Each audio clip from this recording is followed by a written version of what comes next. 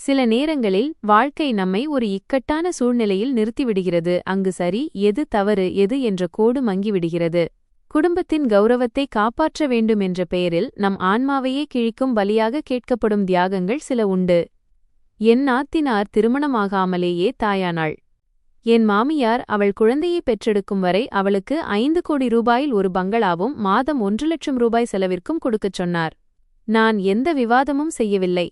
அமைதியாக நான் செய்த ஒரு காரியம் என் புகுந்த வீட்டின் ஒட்டுமொத்த உலகத்தையே குலுக்கிவிட்டது. இதை நான் நேரில் அனுபவிக்கவில்லை என்றால் உலகில் இவ்வளவு அபத்தமான கோரிக்கைகளை கூட வைக்க முடியும் என்று என்னால் நம்பியிருக்க முடியாது. ஒரு மருமகள் என்பது முழு குடும்பத்தையும் ஏற்றுக்கொள்வது, பணிந்து போவது, கற்றுக்கொள்வது, தியாகம் செய்வது என்று உலகம் கூறுகிறது. ஆனால் நீங்கள் நம்புவீர்களா? சில தியாகங்கள் நாம் விழிப்புணர்வுடன் செய்யவில்லை என்றால் அது நம்மை நடமாடும் ஏடிஎம்மாகவும் மற்றவர்களின் குற்றங்களுக்காக நாம் வெறும் கேடயமாகவும் மாற்றிவிடும். அன்று இரவு என் புகுந்த வீட்டின் அனைவரும் கூடத்தில் கூடியிருந்தனர். சூழலில் ஒரு விசித்திரமான அமைதியும் மூச்சுத் திணறலும் நிலவியது. ஏதோ ஒரு புயல் வீசுவதற்கு முன் நிலவும் அமைதி போல இருந்தது. கூரையில் இருந்த மின்விசிறி தனது பழைய ஒலியுடன் சுழன்று கொண்டிருந்தது. ஆனால் அதன் வேகம் யாருடைய முகத்திலும் இருந்த பதற்றத்தை குறைக்கவில்லை. நான் அலுவலகத்திலிருந்து இப்பதான் வந்திருந்தேன். அலுவலக உடைகளை கூட மாற்றாத நிலையில் என் மாமியார் என்னை கூடத்தின் நடுவில் அமருமாறு உத்தரவிட்டார். இன்று அவர் என்னை மகள் என்று அழைக்காமல் மிக கடுமையான மற்றும் வறண்ட குரலில் என் பெயரைச் சொல்லி அழைத்தார். ஏதோ ஒரு பெரிய முடிவை அறிவிக்கப் போவது போல இருந்தது. அவர் ஒரு காகிதத்தை மேஜையின் மீது பலமாக வீசி என் பக்கம் தள்ளினார். அது ஒரு அல்ட்ராசவுண்ட் ரிப்போர்ட். வெள்ளை காகிதத்தில் கருப்பு நிறத்தில் அனைத்தும் தெளிவாக எழுதப்பட்டிருந்தது. அவரது குரல் பனிக்கட்டி போல குளிர்ந்திருந்தது.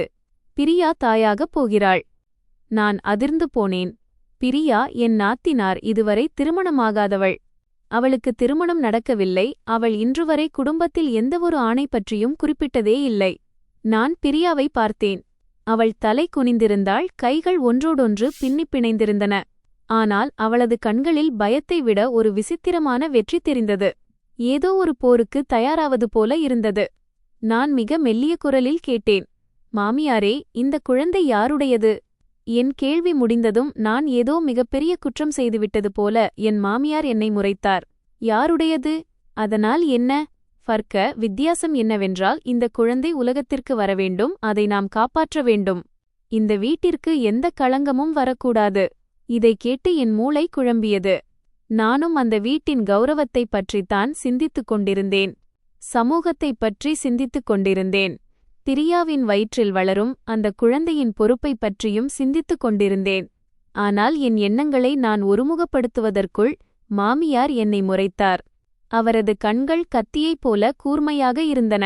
நானும் மற்றவர்களும் சேர்ந்து ஒரு முடிவெடுத்திருக்கிறோம். நீதான் இந்த வீட்டின் மூத்த மருமகள். உனது வருமானம்தான் இந்த வீட்டில் அதிகம்.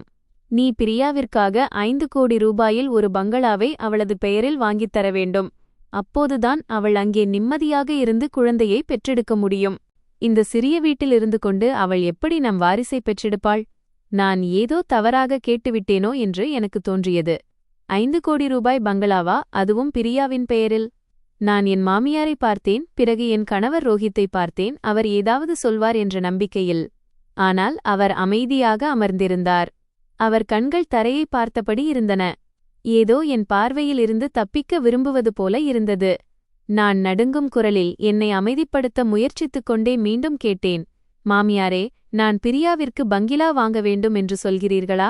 திருமதி சர்மா தலையசைத்தார். அவரது குரலில் எந்த மென்மையும் இல்லை. ஆம், நீ பெரிய தொழில் செய்கிறாய். 5 கோடி உனக்கு என்ன பெரிய விஷயமா? இந்த வீடே உன்னால்தான் இயங்கிக் கொண்டிருக்கிறது. உன் நாத்தினார் இந்த இக்கட்டான நேரத்தில் இருக்கும்போது நீ கைகளை கட்டிக்கொண்டு வேடிக்கை பார்ப்பாயா? நான் அந்த அதிர்ச்சியிலிருந்து மீளுவதற்கு முன்பே அவர் ஏதோ சாதாரணமாக சொல்வது போலத் தொடர்ந்தார். இது மட்டுமல்லாமல், குழந்தை பிறக்கும் வரை நீ அவளுக்கு மாதம் 1,00,000 ரூபாய் கொடுக்க வேண்டும். அவளது உணவு, மருத்துவர் கட்டணம், மருந்து செலவு என எதிலும் குறை இருக்கக்கூடாது. மாதம் 1,00,000, அதோடு 5 கோடி ரூபாய் பங்கிலா. இதை கேட்டதும் என் தலை சுற்றியது. பிரியா இப்போதும் அங்கேயேதான் அமர்ந்திருந்தாள், தலை குனிந்தபடி. ஆனால் அவள் அடிக்கடி என் பக்கம் பார்ப்பதை நான் உணர்ந்தேன். அவள் கண்களில் வெட்கமில்லை, ஒரு எதிர்பார்ப்பு இருந்தது. நான் சரி என்று சொல்வதற்காக அவள் காத்திருந்தாள். நான் என் கணவர் ரோஹித்தை பார்த்து நேரடியாக கேட்டேன், நீங்கள் என்ன நினைக்கிறீர்கள்? அவன் தொண்டையை சரிசெய்துவிட்டு மிக மெல்லிய குரலில் சொன்னான், மீரா, இந்த முறை குடும்பத்திற்கு உதவி செய். கடைசியில் இது இரத்த உறவுதானே. நான் அவனை பார்த்து கொண்டே இருந்தேன். என் இதயம் மெல்ல மெல்ல குளிர்ந்து போனது. இரத்த உறவு என்றால் பின் நான் இந்த வீட்டில் என்ன, வெறும் பணத்தை அள்ளித்தரும் இயந்திரமா? அப்போது வீட்டில் இருந்த மற்றவர்களும் ரகசியமாக பேசத் தொடங்கினர். மாமியார் இன்னும் கடுமையான தொனியில் சொன்னார், அதிக கணக்கு பார்க்காதே. இந்த வீட்டின் கௌரவம் இந்த சில ரூபாய்களை விட பெரியது. உன்னிடம் பணம் இருக்கிறது என்றால் நீ உன் புகுந்த வீட்டைப் பற்றி யோசிக்கத்தான் வேண்டும். நான் சம்மதிக்கிறேனா என்று யாருமே என்னிடம் கேட்கவில்லை. எனக்கு எப்படி இருக்கிறது என்று அறியவும் யாருமே முயலவில்லை. அவர்கள் அனைவரும் என்னை ஒரு பணப்பெட்டி போல பார்த்தனர். அதன் சாவியை திருப்பினாலே பணம் வெளியே வரும் என்று நினைத்தனர். அந்த நொடியில் நான் உணர்ந்தேன், என் பாத்திரம் முன்பே தீர்மானிக்கப்பட்ட ஒரு நாடகத்தின் நடுவில் நான் நிற்கிறேன் என்று. மற்றவர்களின் தவறுகளுக்கு சுமக்க வேண்டிய ஒரு பணக்கார மருமகள் பாத்திரம். நான் மறுத்திருந்தால் என் மீது சுயநலவாதி என்றும் கல் நெஞ்சக்காரி என்றும் பழி சுமத்தப்பட்டிருப்பார்கள். ஆனால் நான் சம்மதித்தால் என் நாத்தினாரின் அறியாமையான அல்லது திட்டமிட்ட செயல்களுக்கு நான் ஒரு பாதுகாப்பு கவசமாகிவிடுவேன். நான் ஒரு நீண்ட மூச்சை எடுத்தேன். அந்த அறையே என் பதிலுக்காக காத்திருந்தது. என்ன நடந்தது என்று உங்களுக்கு தெரியுமா?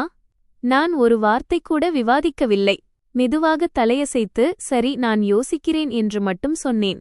எந்த கோபமும் இல்லை, எந்த கண்ணீரும் இல்லை, எந்த புகாரும் இல்லை. என் அமைதியைக் கண்டு மாமியார் நிம்மதி பெருமூச்சு விட்டாள். பிரியாவும் தலை நிமிர்ந்தாள். அவள் கண்களில் ஒரு நம்பிக்கை ஒளி மின்னியது. ஆனால் என் மௌனம் என் தோல்வியல்ல என்பதை அவர்கள் எப்படி அறிந்திருப்பார்கள்? ஒவ்வொரு விஷயத்தையும் புதிய கோணத்தில் பார்க்கத் தொடங்கிய தருணம் அது. நான் அமைதியாக இருந்தது நான் பலவீனமானவள் என்பதற்காக அல்ல. நான் எதிர்ப்பு தெரிவிக்கவில்லை, அது எனக்கு அவப்பெயர் வரும் என்ற பயத்தினால் அல்ல. நான் எந்த சூழ்ச்சியின் நடுவே சிக்கியிருக்கிறேன் என்பதை புரிந்து கொள்ள எனக்கு நேரம் தேவைப்பட்டது. பிறகு எல்லா உண்மைகளும் வெளிவந்தபோது, ஒவ்வொரு முகத்திலிருந்தும் முகமூடிகள் கழன்றபோதுதான் அன்று இரவு நான் தலையசைத்தது எனது சம்மதம் அல்ல என்பது அவர்களுக்கு புரிந்தது. அது அவர்கள் தங்கள் பேராசைக்கும் சூழ்ச்சிகளுக்கும் மிகப்பெரிய விலையை கொடுக்க வேண்டிய நிகழ்வுகளின் தொடக்கமாக இருந்தது.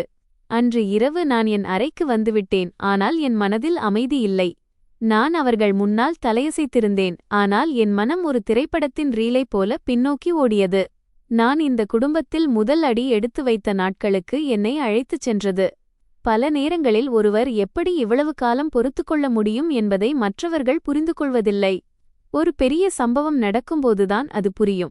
நாம் திரும்பிப் பார்க்கும்போதுதான் நமது பொறுமை ஒரு நம்பிக்கையின் மீது நிலைத்திருந்தது என்பதும், அந்த நம்பிக்கைதான் மற்றவர்களால் அதிகம் சுரண்டப்பட்டது என்பதும் தெரியும்.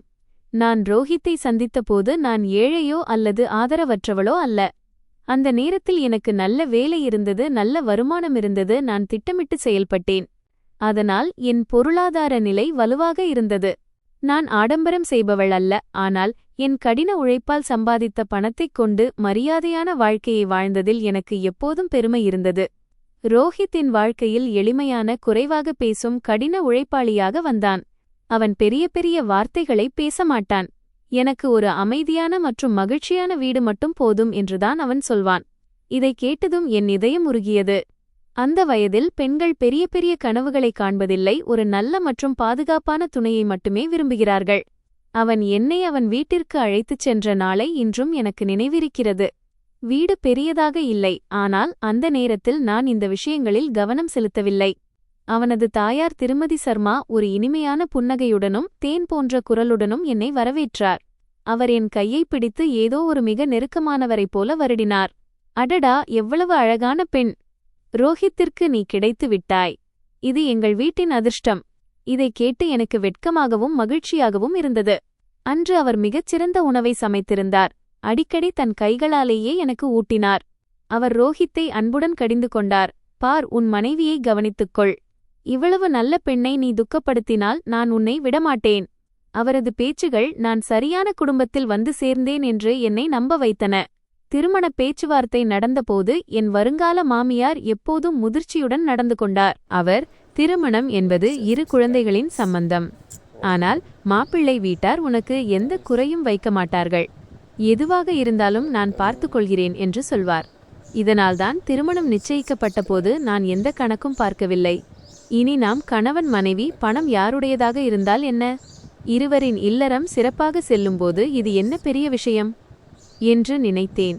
திருமணச் செலவுகள் அனைத்தையும் நானே ஏற்றுக்கொண்டேன். புகைப்படக் கலைஞர் முதல் அலங்காரம், விருந்து மற்றும் இரு வீட்டாரிடையேயான பரிமாற்றங்கள் என எதிலும் என் குடும்பம் குறையே வைக்கவில்லை. ஆனால் நான் ஒருபோதும் மாப்பிள்ளை வீட்டார் மீது அழுத்தம் கொடுக்க நினைக்கவில்லை. திருமணம் சிறப்பாக முடிந்துவிட்டால் போதும், பிறகு எந்த வருத்தமும் இருக்கக்கூடாது என்று மட்டுமே நினைத்தேன். இதை நான் ஒருமுறை எழுதிக் கொண்டிருந்தபோது ரோஹித் என்னை பார்த்து ஒரு பெருமூச்சு விட்டு, மீரா, நீ மட்டும் இதையெல்லாம் செய்யாதே, என் வீட்டின் பொருளாதார நிலை அவ்வளவு சிறப்பாக இல்லை என்றான். நான் புன்னகையுடன், நல்ல நிலை இல்லை என்றால் என்ன, நாம் இருவரும் சேர்ந்து நல்ல நிலைக்கு கொண்டு வருவோம், நாம் நேர்மையாக வாழ்ந்தால் போதும் என்றேன். அவன் என் கையை பிடித்தான். அவன் கண்களில் ஒரு விசித்திரமான உண்மை இருந்தது. இந்த வீடு இப்போது உன் நம்பிக்கையின் மீதுதான் இருக்கிறது. அந்த நேரத்தில் அவன் இதை பாசத்துடனும் அன்புடன்தான் கூறுகிறான் என்று நினைத்தேன். அந்த வாக்கியம் பிற்காலத்தில் இந்த வீட்டில் என் விதியின் மீது ஒரு முத்திரையாக மாறும் என்று எனக்கு தெரிந்திருக்கவில்லை. பணம் தேவைப்படும் போதெல்லாம் எல்லோருக்கும் முதலில் நான் தான் நினைவுக்கு வருவேன். திருமணத்திற்கு பிறகும் பொறுப்புகளை ஏற்கும் பழக்கத்தை தொடர்ந்து வைத்திருந்தேன். வீட்டில் கூரை கசிந்தால் நானே கொத்தனாரை அழைத்து சரி செய்வேன். சமையலறை பழையதாகிவிட்டதால் சில புதிய பொருட்களை பொருத்திக் கொடுத்தேன். மாமியார் முதுகுவலியை பற்றி புகார் சொன்னால் மருந்துகள் மற்றும் மசாஜ் இயந்திரத்தை வாங்கி வருவேன். இதையெல்லாம் நான் காட்டிக்கொள்வதற்காக செய்யவில்லை.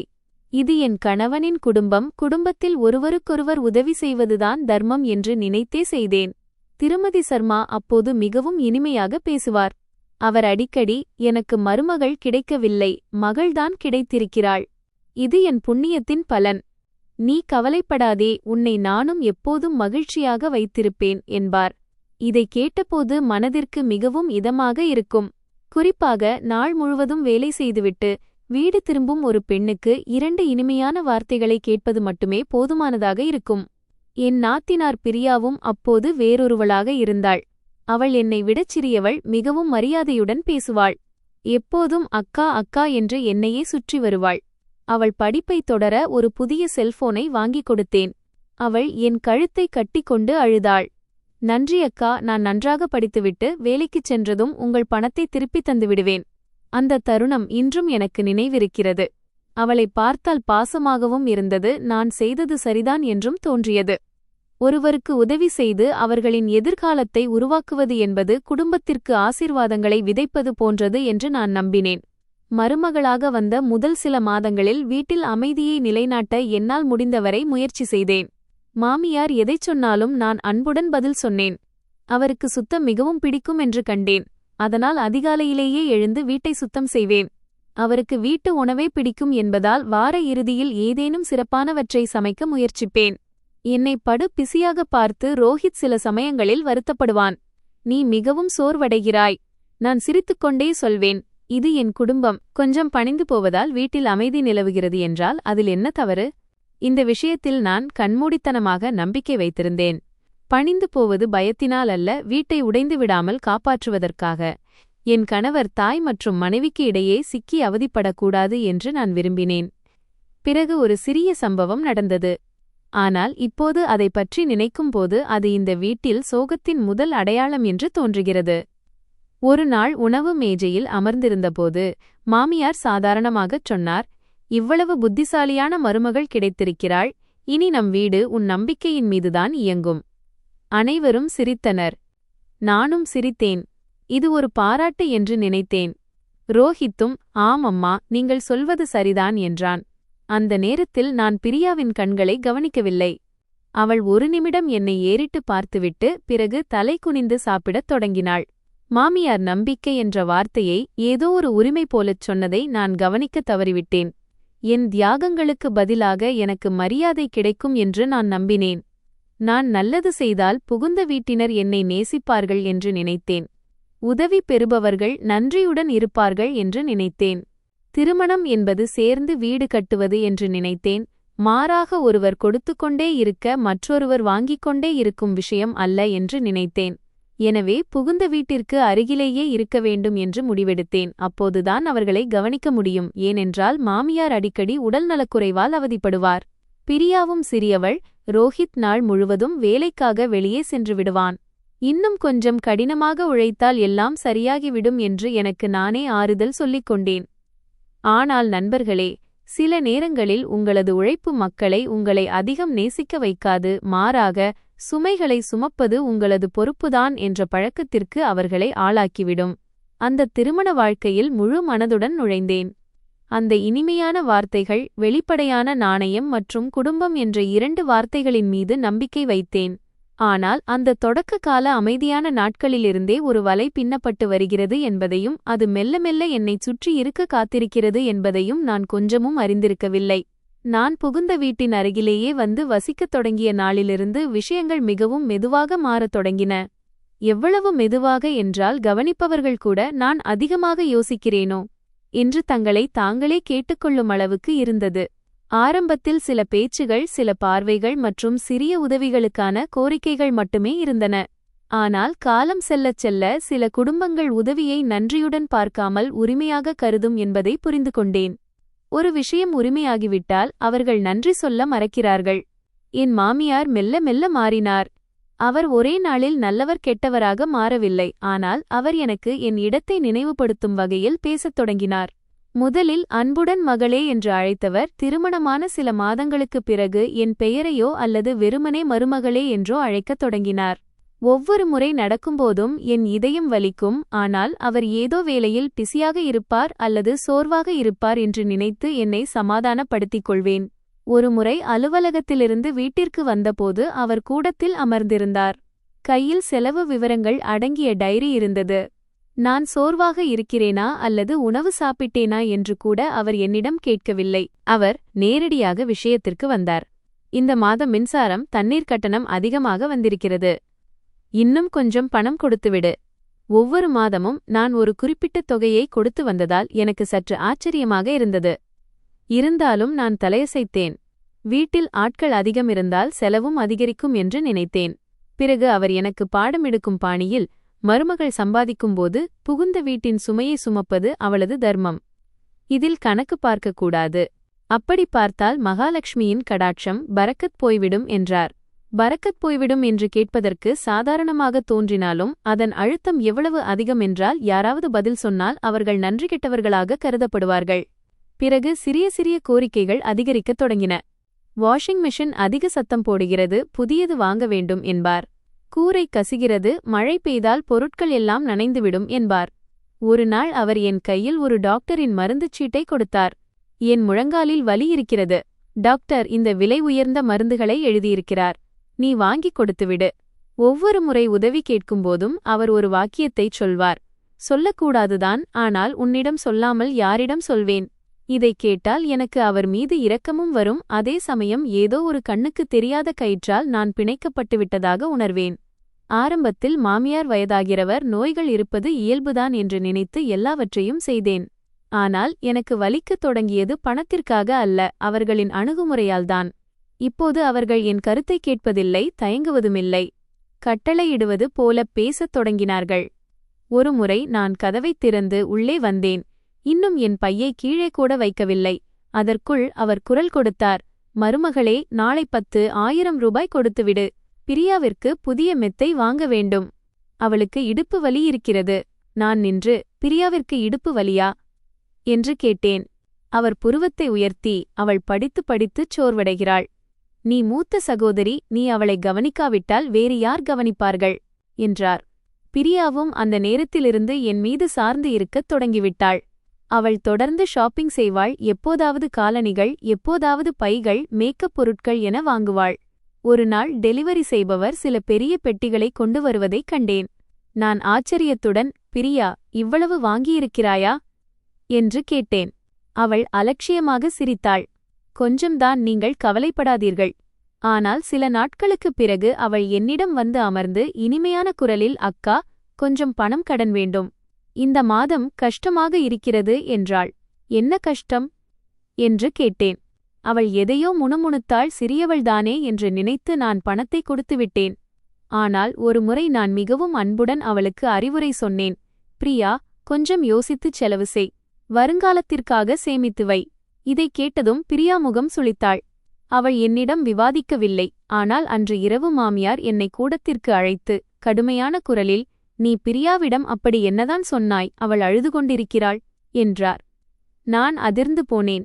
"மாமியாரே, நான் அவளிடம் யோசித்துச் செலவு செய்யத்தான் சொன்னேன்." அவர் சோபாவில் கையை அடித்து, "நீ மூத்தவளாக இருந்தும் இவ்வளவு கணக்கு பார்க்கிறாயா? அவள் இன்னும் குழந்தை, கொஞ்சம் செலவு செய்தால் என்ன?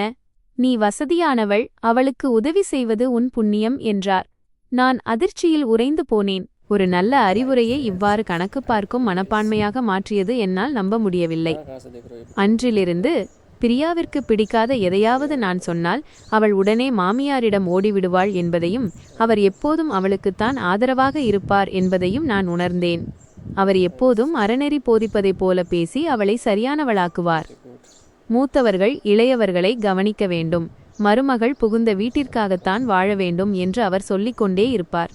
என்னிடம் குடும்ப உறுப்பினர் போல நடத்தாமல் பணத்தை கொடுத்து கடனை தீர்க்க வேண்டிய ஒரு நபரைப் போல அவர்கள் நடத்துவதை என்னால் உணர முடிந்தது. இதில் மிகவும் வேதனையான விஷயம் என்னவென்றால், என் கணவர் ரோஹித் இந்த விஷயங்களிலிருந்து ஒதுங்கத் தொடங்கினான்.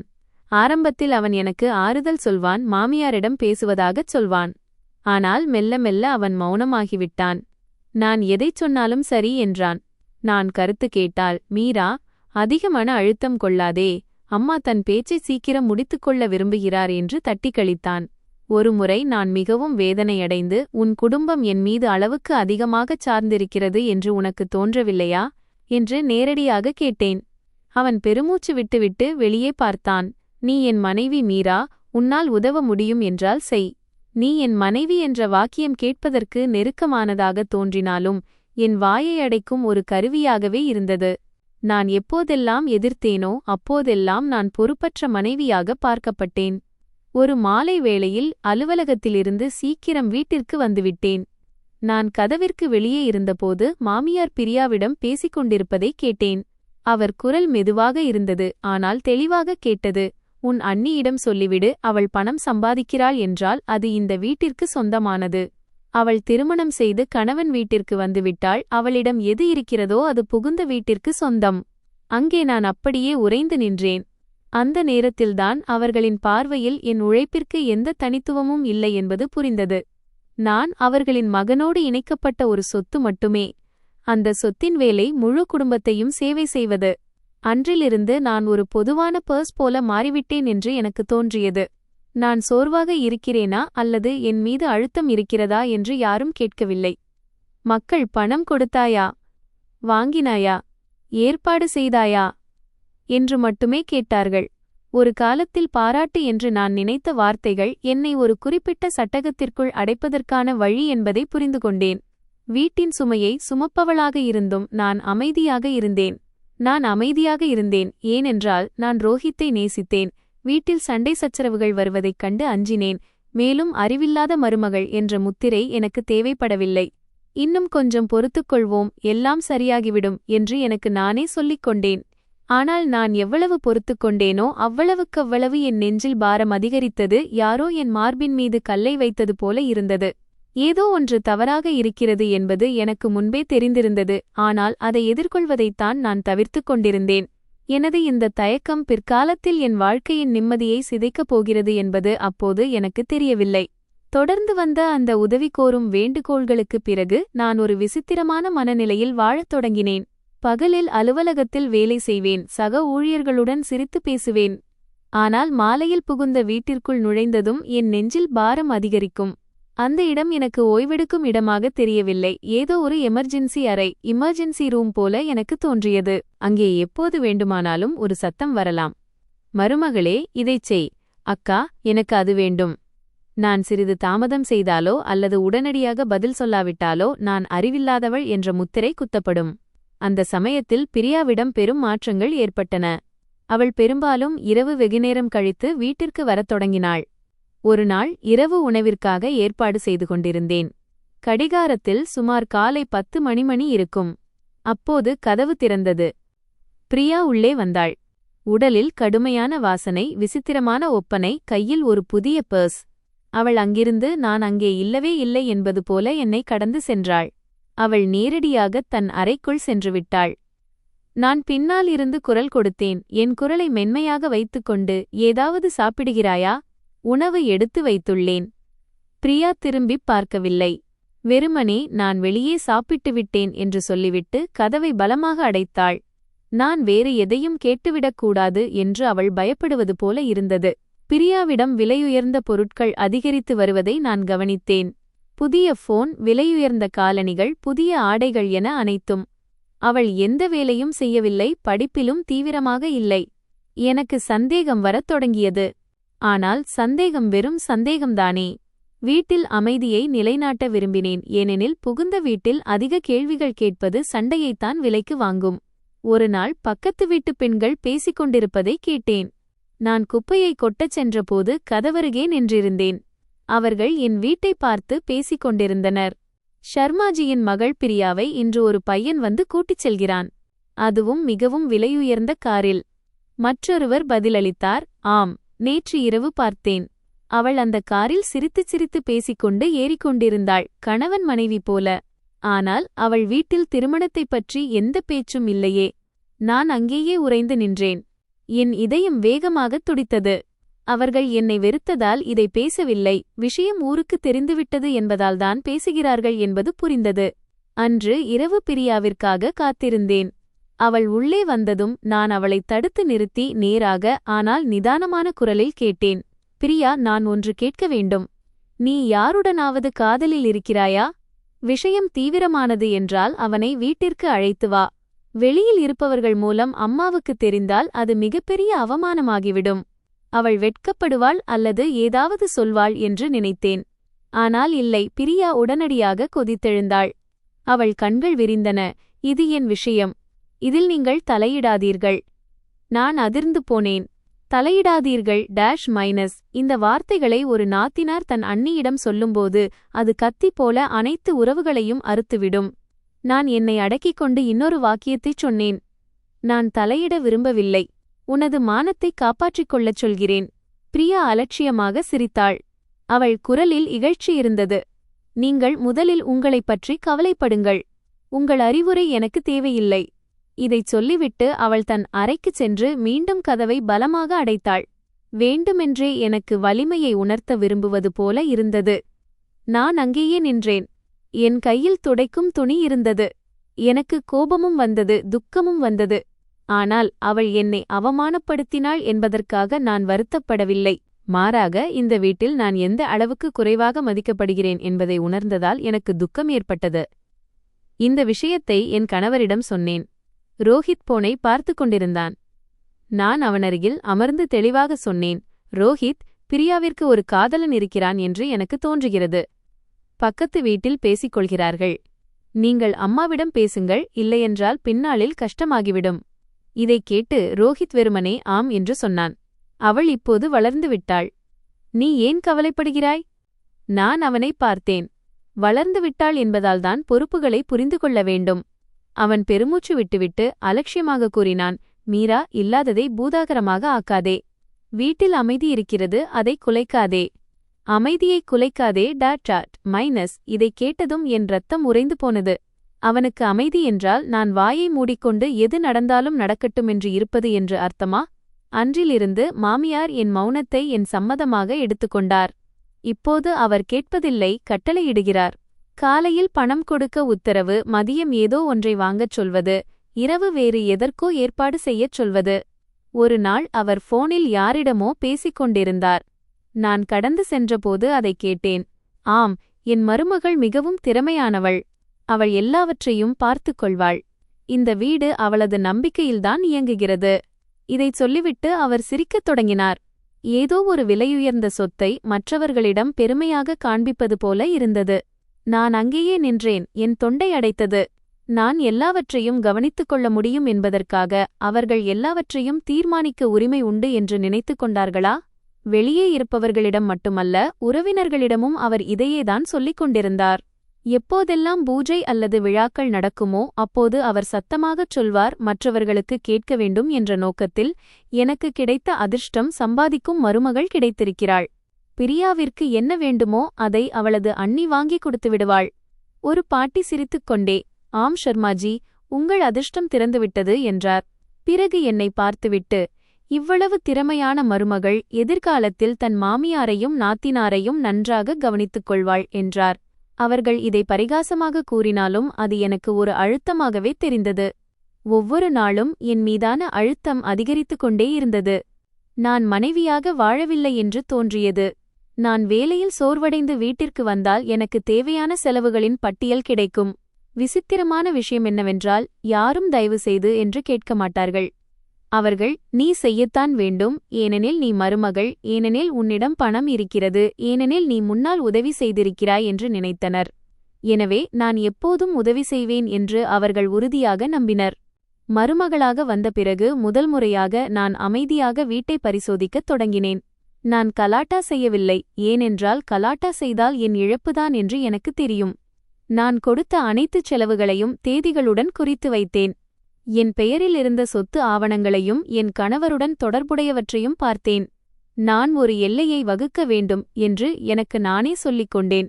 குடும்பத்திடம் கணக்கு கேட்க அல்ல, என்னை காப்பாற்றிக் கொள்ள. ஏனெனில் ஏதோ ஒரு நாள் நான் ஆரம்பிக்காத ஒரு பிரச்சனையில் அவர்கள் என்னை இழுத்து விடுவார்கள் என்று எனக்கு பயமாக இருந்தது. இரவு கணவருக்கு பக்கத்தில் படுத்துக்கொண்டு நீண்ட நேரம் கூரையை பார்த்து கொண்டிருந்தேன். நான் இப்படியே அமைதியாக இருந்தால் இது எப்போதுதான் நிற்கும் என்று என்னையே கேட்டுக்கொண்டேன். அப்போது எனக்கு ஒரு கசப்பான உண்மை புரிந்தது. வாங்குவதற்கு பழகிப்போனவர்கள் தாங்களாகவே நிறுத்த மாட்டார்கள். நீங்கள் எல்லைகளை வகுக்க துணியும்போதுதான் அவர்கள் நிறுத்துவார்கள். என் மனதில் ஏற்கனவே ஒரு எல்லை உருவாகத் தொடங்கிவிட்டது. என்னால் உதவ முடியும், ஆனால் யாரையும் என்னை பயன்படுத்த அனுமதிக்க மாட்டேன். என்னால் பொறுத்துக்கொள்ள முடியும், ஆனால் யாரையும் என் பொறுமையை என் பலவீனமாக கருதவிட மாட்டேன். சிறிய விஷயங்களாக தெரிந்த இவை ஒரு பெரிய புயலின் அறிகுறி என்பது எனக்கு தெரியவில்லை. அந்த பயங்கரமான கனவு, உண்மையை சொல்லப்போனால், என் கற்பனையை விட மிகவும் மோசமாக இருந்தது. என் புகுந்த வீட்டார் அவசரகால கூட்டம் என்று பெயரிட்ட அந்த நாள் எனக்கு இன்றும் நன்றாக நினைவிருக்கிறது. மதியம்தான் ஆகியிருந்தது. மாமியாரிடமிருந்து போன் வந்தது. அவர் குரலில் ஒரு விசித்திரமான தீவிரம் இருந்தது. மாலை சீக்கிரம் வீட்டிற்கு வா, மிக முக்கியமான விஷயம் பேச வேண்டும்.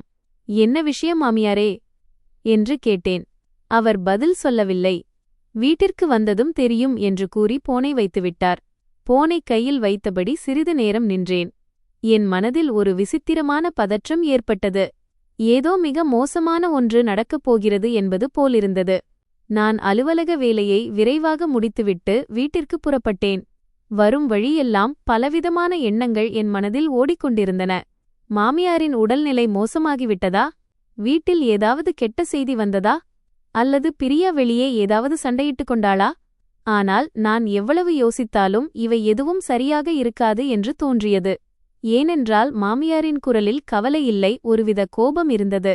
ஏதோ ஒரு முடிவை அவர் எடுத்துவிட்டு நான் வருவதற்காக காத்திருப்பது போல இருந்தது. நான் வீட்டிற்குள் நுழைந்ததும் கூடத்தில் வழக்கத்தை விட அதிகமான ஆட்கள் இருப்பதைக் கண்டேன். சில நெருங்கிய உறவினர்கள் அமர்ந்திருந்தனர். என் கணவரின் அத்தை, ஒரு மாமா மற்றும் ரோஹித்தின் உறவினர்கள் என அனைவரும் இருந்தனர். ஆனால் சூழல் ஒரு குடும்பக் கூட்டத்தைப் போல இல்லாமல் ஏதோ ஒரு விசாரணையைப் போல இருந்தது. மாமியார் நடுவில் அமர்ந்திருந்தார். முதுகு நேராக, முகம் கடுமையாக இருந்தது. பிரியா அவருக்கு அருகில் அமர்ந்திருந்தாள். அவள் கைகள் வயிற்றில் இருந்தன.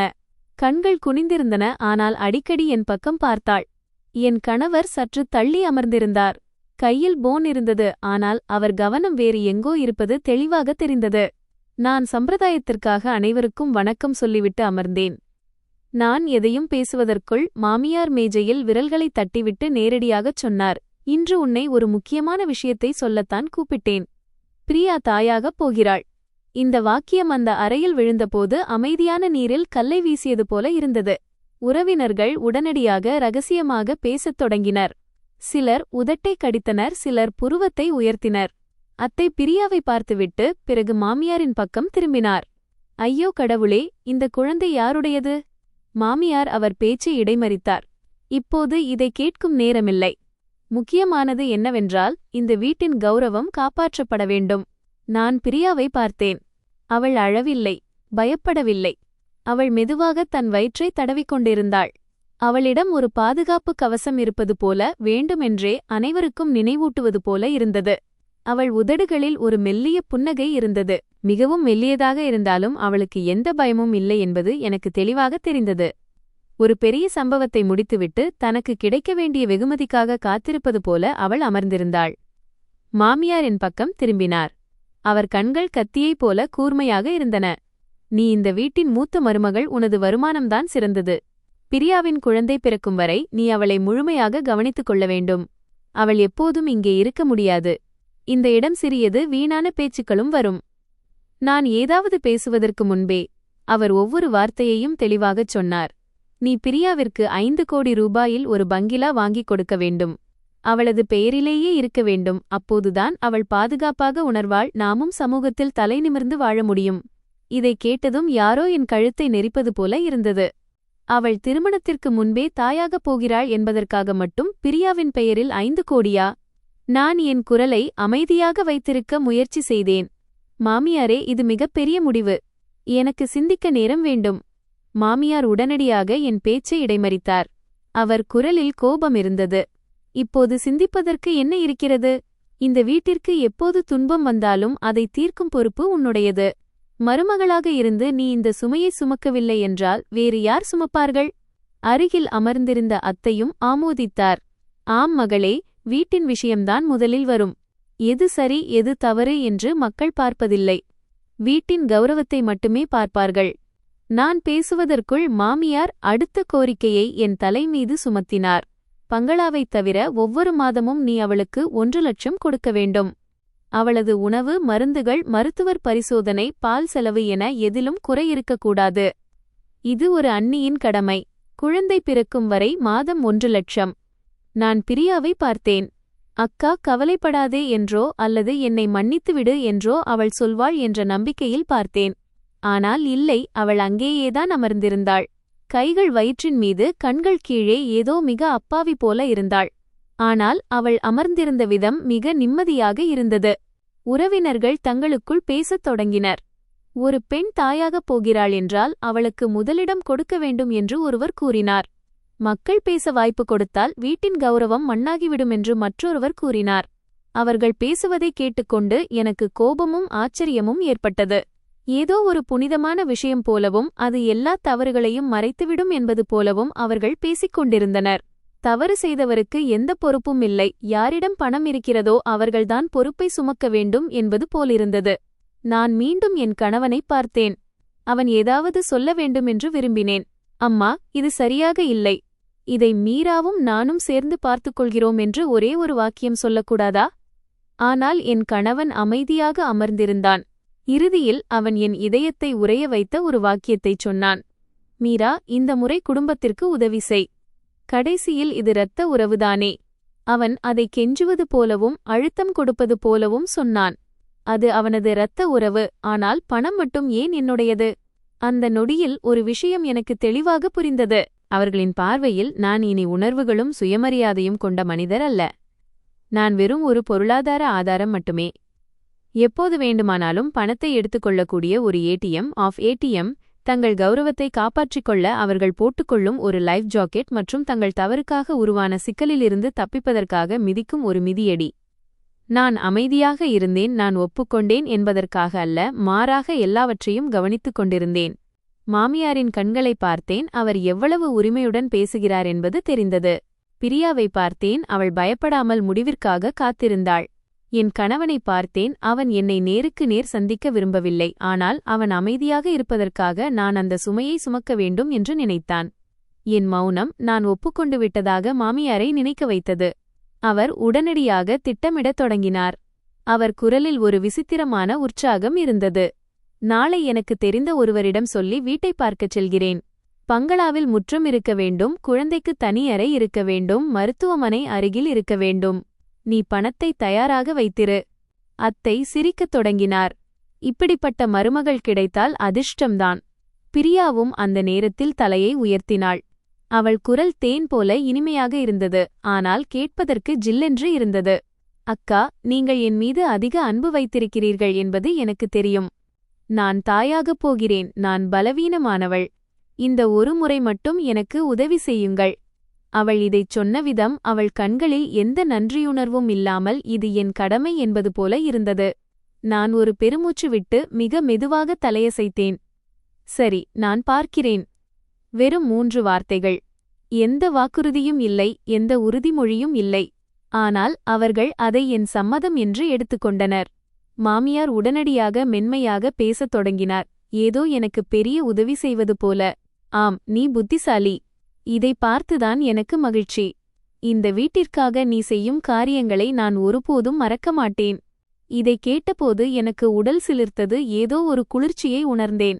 ஏனென்றால் அவர்களைப் போன்றவர்கள் ஒருவரது உதவியை ஞாபகம் வைத்திருப்பது அடுத்த முறை மீண்டும் பயன்படுத்துவதற்காகத்தான், நன்றியுடன் இருப்பதற்காக அல்ல என்பது எனக்கு தெரியும். அன்று இரவு அனைவரும் தங்கள் அறைக்குச் சென்ற பிறகு நான் நீண்ட நேரம் கூடத்தில் தனியாக அமர்ந்திருந்தேன். மேஜையிலிருந்த அல்ட்ராசவுண்ட் ரிப்போர்ட்டை பார்த்து கொண்டிருந்தேன். என் இதயம் கல்லை போல கனமாக இருந்தது. நான் கெட்டவள் இல்லை. கர்ப்பமாக இருக்கும் ஒரு பெண்ணை துன்பத்தில் தள்ளவும் நான் விரும்பவில்லை. ஆனால் அவர்கள் தோண்டும் குழியில் விழுவதற்கு நான் என்னை அனுமதிக்க முடியாது. அதே நொடியில் நான் ஒரு முடிவெடுத்தேன். அவர்கள் எதிர்பார்க்காத ஒரு காரியத்தை செய்வேன். அதிக தாமதமாகும் முன்பே என்னை காப்பாற்றிக் கொள்வேன். அன்று இரவு என்னால் தூங்கவே முடியவில்லை. மாமியாரின் பேச்சைக் கண்டு பயந்தோ அல்லது பிரியாவின் மீது இரக்கப்பட்டோ நான் தூங்கவில்லை. மாறாக ஒரு உண்மை முதன்முறையாக எனக்கு தெளிவாக தெரிந்ததால் தூங்கவில்லை. அவர்கள் என் பணத்தை பயன்படுத்தி ஒரு பெரிய பள்ளத்தை நிரப்ப பார்க்கிறார்கள். அந்த பள்ளம் எவ்வளவு ஆழமானது என்றால், நான் தெரியாமல் அதில் கால் வைத்தால் அது என் முழு வாழ்க்கையையும் விழுங்கிவிடும். நான் என் கணவருக்கு பக்கத்தில் படுத்துக்கொண்டிருந்தேன். அவன் மூச்சுக்காற்றை கேட்டுக்கொண்டே இருந்தேன். என் இதயம் முற்றிலும் அமைதியாக இருந்தது. நான் அழவில்லை, கலாட்டா செய்யவில்லை. அமைதியாக இரு என்று எனக்கு நானே சொல்லிக் கொண்டேன். இந்த வலையிலிருந்து வெளியேற ஒவ்வொரு அடியையும் யோசித்து எடுத்து வைக்க வேண்டும். அவசரப்படக்கூடாது. அடுத்த நாள் காலை வழக்கத்தை விடச் சீக்கிரம் எழுந்தேன். காலை உணவு செய்தேன், தேநீர் போட்டேன். ஏதோ ஒன்றும் நடக்காதது போல இயல்பாக பேசினேன். மாமியார் என்னை பார்த்ததும் அவர் தொனி இன்னும் இனிமையாக மாறியது. உன் புத்திசாலித்தனம் எனக்கு தெரியும். இந்த வீடு உன் நம்பிக்கையின் மீதுதான் இருக்கிறது. உன்னைப் போன்ற மருமகள் கிடைத்தால் தாய்க்கு மகிழ்ச்சிதானே? நான் மெல்லிய புன்னகையுடன், ஆம், வீட்டிலும் அமைதி நிலவ வேண்டும் என்றுதான் நானும் விரும்புகிறேன் என்றேன். அமைதி என்ற வார்த்தையைக் கேட்டதும் அவர் மிகவும் மகிழ்ச்சியடைந்தார். ஏனென்றால் அவர்களுக்கு அமைதி என்றால் நான் எதையும் எதிர்க்காமல் மௌனமாக இருப்பது என்று அர்த்தம். பிரியா வெளியே வந்தபோது அவள் தன் வயிற்றை பிடித்துக்கொண்டு சோர்வாக இருப்பது போல நடித்தாள். என்னை திகைப்புடன் பார்த்தாள். நானும் அவளை பார்த்தேன். ஆனால் முகத்தில் எந்த உணர்ச்சியையும் காட்டவில்லை. நான் கோபத்தை காட்டினால் அவள் உடனடியாக அம்மாவிடம் ஓடிவிடுவாள் என்று எனக்கு தெரியும். எனவே நானே மென்மையான குரலில் பேச்சைத் தொடங்கினேன். இன்று மாலை நான் பிஸியாக இருக்கிறேன். நாளை வீடு பார்க்க வருகிறேன். ஆனால் சில விஷயங்களை நான் இப்போதே தெளிவுபடுத்த விரும்புகிறேன். மாமியார் உடனடியாக நிமிர்ந்து உட்கார்ந்தார்கள். என்ன தெளிவுபடுத்த வேண்டும்? நான் தண்ணீர் குவளையை கீழே வைத்துவிட்டு மெதுவாகச் சொன்னேன். பங்கிலா பிரியாவின் பெயரில் வாங்கப்படப் போகிறது என்றால், அனைத்து பரிவர்த்தனைகள், ஆவணங்கள் மற்றும் பணம் நேரடியாக பிரியாவின் வங்கிக் கணக்கின் மூலமே நடக்க வேண்டும். பணம் கண்ட இடங்களில் இருந்து போனால் காகித வேலைகளில் சிக்கல் வரும். பிறகு யாரும் எதையும் சொல்லக்கூடாது என்பதற்காகத்தான் இப்படிச் சொல்கிறேன். என் பேச்சு மிகவும் தர்க்கரீதியாகவும் ஒரு கவனமான மனிதரைப் போலவும் இருந்ததால் மாமியாரால் சந்தேகப்பட முடியவில்லை. அவர் தலையசைத்தார். ஆம், சரிதான். நீ தொழில் செய்கிறாய், உனக்கு கணக்கு வழக்கு தெரியும். பிரியா என்னை பார்த்து சற்று ஆச்சரியப்பட்டாள். ஆனால் பிறகு தலையசைத்தாள். சரி அக்கா, நீங்கள் எப்படிச் சொல்கிறீர்களோ அப்படியே ஆகட்டும். அவள் கண்கள் அலட்சியமாக இருப்பதை என்னால் பார்க்க முடிந்தது. சிக்கல்களை தவிர்க்கத்தான் நான் இப்படிச் சொல்கிறேன் என்று அவள் நினைத்தாள். ஏதோ தவறு நடந்தால் சட்டப்பூர்வமாக நான் பொறுப்பாக இருக்கக்கூடாது என்பதற்காக நான் ஒரு சுவர் எழுப்புகிறேன் என்பது அவர்களுக்குத் தெரியவில்லை. நான் ஒரு விஷயத்தை கற்றுக்கொண்டேன். மக்கள் உங்கள் மீது சுமையை சுமத்த நினைத்தால் வாக்குவாதம் செய்வதற்கு முன்பாக சட்டப்பூர்வமான பொறுப்புகளிலிருந்து உங்களை துண்டித்துக் கொள்வதுதான் சிறந்தது. புகுந்த வீட்டினர் பங்களாவை பார்ப்பதிலும் பகுதியை தேர்ந்தெடுப்பதிலும் அறைகளை எண்ணுவதிலும் பிஸியாக இருந்தபோது நான் அமைதியாக என் வேலைக்குச் சென்றேன். ஆனால் என் மனம் இப்போது முன்பிருந்தது போல இல்லை. நீண்ட காலமாக நான் புறக்கணித்து வந்த உண்மைகளை இணைக்கத் தொடங்கினேன். பிரியா தாமதமாக வருவது, சாதாரணமாக பணம் செலவழிப்பது, அஜாக்கிரதையான போக்கு, மாமியாரின் விசித்திரமான அவசரம் மைனஸ் ஏதோ அவர்கள் எல்லாவற்றையும் முன்னரே திட்டமிட்டது போல இருந்தது. என் கணவர் ஒதுங்கி நின்ற விதம் ஏதோ இந்த விஷயம் சீக்கிரம் முடிந்துவிட வேண்டும் என்று அவன் விரும்பியது போல இருந்தது. என்னையே நான் கேட்டுக்கொண்டேன். திட்டமிடப்படாத கருத்தரிப்பு என்றால் பொதுவாக மக்கள் பதற்றப்படுவார்கள் அல்லவா? இதை மறைப்பதற்கு பதிலாக உறவினர்களை கூட்டி வைத்துக்கொண்டு காய்கறி வாங்குவது போல பங்கிலா வாங்க கேட்டுக்கொண்டிருக்கிறார்கள். அவர்களின் செயல்முறை ஒரு பிரச்சனையை தீர்ப்பது போல இல்லை, ஏதோ ஒரு திட்டத்தை இறுதி செய்வது போல இருந்தது. அலுவலகம் முடிந்ததும் நான் நேராக வீட்டிற்குச் செல்லவில்லை. நான் என் பழைய நண்பர் ஒருவரை சந்திக்கச் சென்றேன். அவர் ஒரு வழக்கறிஞர், பெயர் ஸ்ரீ குப்தா. அவருக்கு ஃபோன் செய்து, குப்தாஜி, குடும்ப விவகாரம் ஒன்றில் உங்கள் உதவி தேவை, சில விஷயங்களை உறுதிப்படுத்த வேண்டும் என்று மட்டும் சொன்னேன். குப்தாஜி அமைதியான, புத்திசாலித்தனமான மனிதர். அமர்ந்ததும் அவர், இந்த விஷயம் பணம் தொடர்பானது அல்லது ஆவணம் தொடர்பானது என்று கேட்டார்.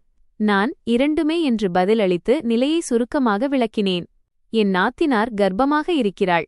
புகுந்த வீட்டினர் அவளது பெயரில் பங்களா வாங்கவும் மாதந்தோறும் செலவு கொடுக்கவும் அழுத்தம் கொடுக்கிறார்கள். இதைக் கேட்டு குப்தாஜி அதிகம் கேட்கவில்லை. ஒரு கூர்மையான கேள்வியை மட்டும் கேட்டார். உன் நாத்தினாருக்கு வருமானம் ஏதும் உண்டா?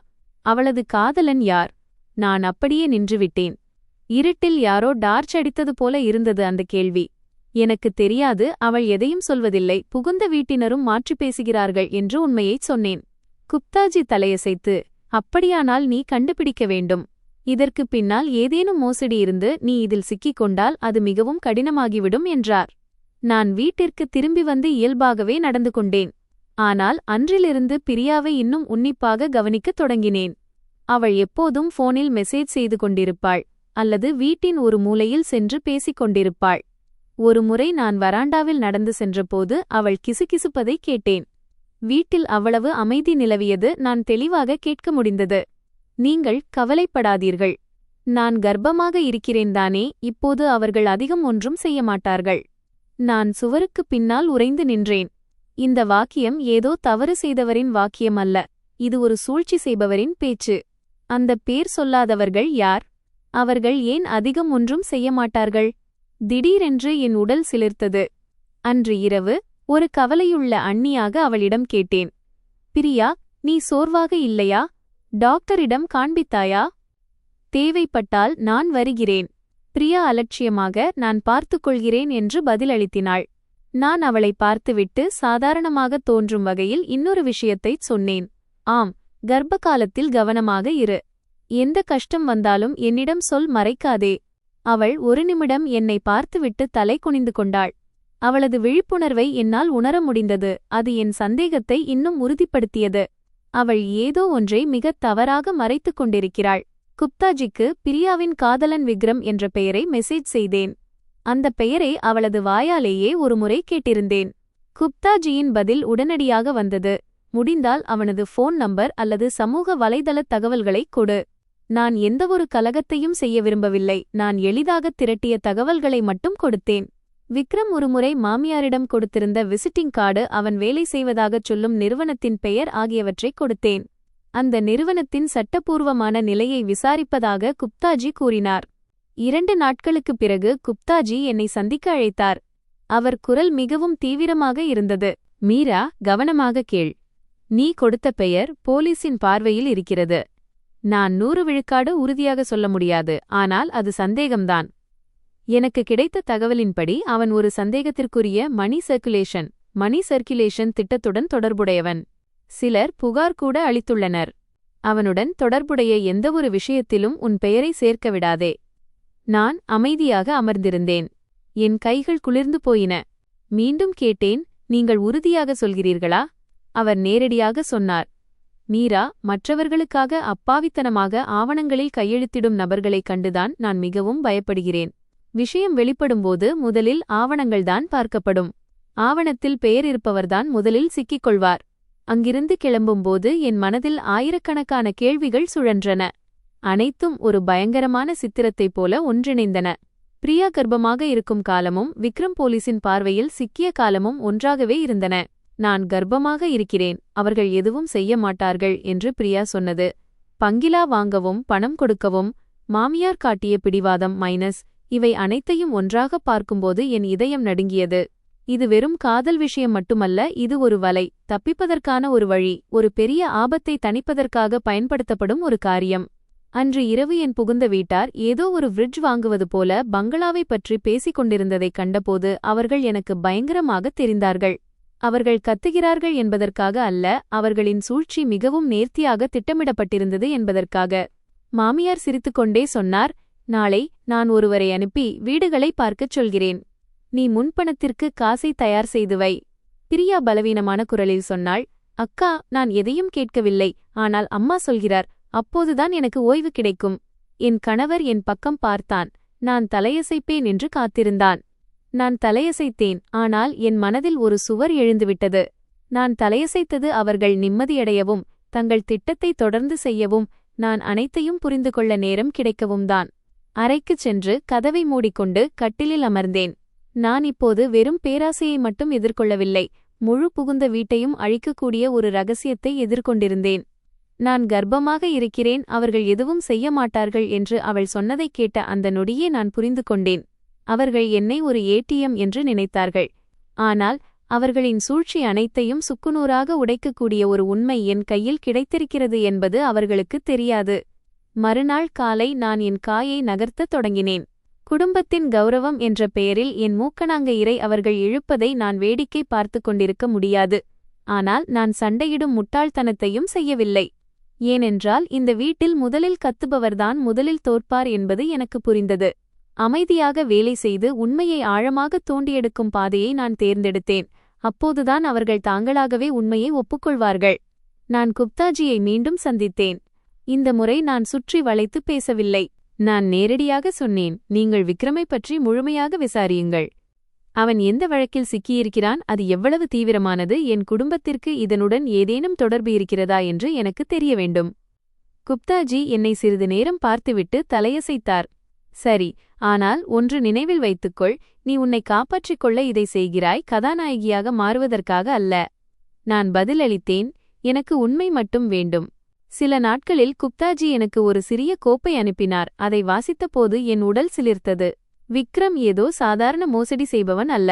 தொழில்நுட்பத் திட்டம் என்ற பெயரில் மக்களிடமிருந்து பணம் வசூலிக்கும் ஒரு நிறுவனத்தின் பின்னால் அவன் இருந்தான். அந்த நிறுவனம் பலமுறை பெயரை மாற்றியிருந்தது. அதன் முகவரியும் சந்தேகத்திற்குரியதாக இருந்தது. சட்டப்பிரதிநிதிகள் தொடர்ந்து மாறிக்கொண்டே இருந்தனர். இந்த அமைப்பை பார்த்தால் இது ஒரு திட்டமிட்ட கும்பல் என்று தெரிகிறது. இதில் பண மோசடி மற்றும் ஏமாற்றும் செயல்கள் உள்ளன. இதன் தீவிரத்தன்மை விசாரணைக்கு பிறகே தெரியவரும் என்று குப்தாஜி தெளிவாக கூறினார். அந்த தாள்களை கையில் பிடித்தபடி அமர்ந்திருந்தேன். என் கைகள் பனியைப் போல குளிர்ந்தன, ஏனென்றால் அதிலிருந்த ஒரு பெயரை பார்த்ததும் என் சுவாசம் நின்றது. பிரியா சர்மா. பிரியாவின் பெயர் வெறும் காதலியாக மட்டும் இல்லை, அந்த வலையமைப்பின் ஒரு சிறிய நிறுவனத்தின் பிரதிநிதியாக பதிவு செய்யப்பட்டிருந்தது. அதுவும் சில மாதங்களுக்கு முன்புதான் நடந்திருந்தது. என் மனதில் ஏதோ ஒன்று உடைந்தது. அப்படியானால் பிரியா அப்பாவி அல்ல. அவள் காதலில் குருடாகவில்லை. அவள் பெயர் கொடுத்திருக்கிறாள், அவள் ஆவணங்களில் கையெழுத்திட்டிருக்கிறாள். அவள் ஒரு கைப்பாவையாக இருந்தாலும் விஷயம் வெடிக்கும்போது முதலில் சிக்கப்போவது அந்த கைப்பாவைதான். அன்று இரவு வீட்டிற்கு திரும்பினேன். மிகவும் சாதாரணமாக இருந்தேன். மாமியார் இன்னும் பங்களாவை பற்றி பேசிக் கொண்டிருந்தார். நாளை நீ ஃப்ரீயாக இருந்தால் வீடு பார்க்கவா, அட்வான்ஸ் பணத்தை தயாராக வை. அந்த வீடு மிகவும் நன்றாக இருப்பதாக கேள்விப்பட்டேன். நான் சரி என்றேன். பிரியா தன் வயிற்றை பிடித்துக்கொண்டு அருகில் அமர்ந்திருந்தாள். பலவீனமான குரலில் சொன்னாள், அக்கா, என்னால் நீங்கள் கஷ்டப்பட வேண்டாம். நீங்கள் பிஸியாக இருப்பீர்கள் என்று எனக்கு தெரியும். இதைக் கேட்டு எனக்கு சிரிப்பு வந்தது. நான் பிஸியாக இருந்தேன் என்பது அவளுக்கு தெரியும். இருந்தும் அவள் என்னிடமிருந்து 5 கோடி ரூபாயையும் மாதம் 1 லட்சத்தையும் எதிர்பார்க்கிறாள். அன்று இரவு நான் சீக்கிரம் தூங்கவில்லை. அனைவரும் தூங்கும் வரை காத்திருந்துவிட்டு பிரியாவை சமையலறைக்கு அழைத்தேன். மாமியாரின் முன்னால் பேச நான் விரும்பவில்லை. ஏனென்றால் அவர் குறுக்கிட்டு என்னைத்தான் கெட்டவளாக்குவார். நான் பிரியாவின் உண்மையான முகத்தை பார்க்க விரும்பினேன். நாங்கள் இருவரும் மட்டும் இருந்தபோது பிரியா வெளியே வந்தாள். அவள் கண்களில் விழிப்புணர்வு இருந்தது. அவள் என்னை தலைகால் வரை பார்த்துவிட்டு, அக்கா, கூப்பிட்டீர்களா என்று கேட்டாள். நான் அவள் கண்களை நேராகப் பார்த்து எந்தச் சுற்றும் சுற்றாமல் ஒரே கேள்வியை கேட்டேன். நீ அன்பின் காரணமாக தாயாகப் போகிறாயா, அல்லது விக்ரமிற்காக இந்த குழந்தையை ஒரு கேடயமாக பயன்படுத்த நினைக்கிறாயா? ஒரு நொடி பிரியாவின் முகம் வெளிறிப்போனது. பிறகு அவள் கோபத்தில் கத்தினாள், நீங்கள் என்ன சொல்கிறீர்கள்? கற்பனையான கதைகளை உருவாக்காதீர்கள். நான் மெதுவாக தலையசைத்துவிட்டு என் பையிலிருந்து ஒரு காகிதத்தை எடுத்தேன். அதை நான் முன்னரே தயார் செய்து வைத்திருந்தேன். அந்த காகிதம் நான் உருவாக்கிய கதை அல்ல. அது விக்ரமுடன் தொடர்புடைய அதிகாரப்பூர்வ விசாரணை அறிவிப்பின் நகல். குப்தாஜி சட்டப்பூர்வமாக பெற்றுத்தந்த அந்த தாள்களை நான் அவளிடம் நகர்த்தினேன். என் குரல் இன்னும் அமைதியாகவே இருந்தது. இதை படி. பிரியா நடுங்கும் கைகளால் அதை எடுத்தாள். அவள் சில வரிகளை வாசித்ததும் அவள் முகம் வெளிறிப்போனது. அவள் உதடுகள் துடித்தன. சில நிமிடங்களுக்குப் பிறகு அவள் அழத் தொடங்கினாள். ஆனால் இந்த அழுகை வருத்தத்தினால் அல்ல, ஒரு மூலையில் சிக்கிக் கொண்ட மனிதனின் அழுகை அது. நான் அவளை சமாதானப்படுத்தவில்லை. மெதுவாக கேட்டேன், உண்மையைச் சொல். நீ இதில் எவ்வளவு தூரம் சம்பந்தப்பட்டிருக்கிறாய்? பிரியா விம்மி அழுதாள். நான் ஒன்றும் சொல்லவில்லை. விக்ரம் வெறும் என் பெயரை மட்டும் பயன்படுத்தினான். எனக்கு எதுவும் தெரியாது. பெயரை பயன்படுத்தினான். இதை கேட்டதும் என் உடல் சிலிர்த்தது. இந்த உலகில் மிக ஆபத்தான விஷயம் இதுதான், மற்றொருவரை தன் பெயரை பயன்படுத்த அனுமதிப்பது. விசாரணை நடக்கும்போது அவர்கள் நிழலை பிடிக்க மாட்டார்கள், காகிதத்தில் இருக்கும் பெயரையே பிடிப்பார்கள். நான் தலைகுனிந்து அவளை பார்த்தேன். ஒன்றும் தெரியாது, ஆனால் நீ இயக்குனர் ஆகிவிட்டாய்.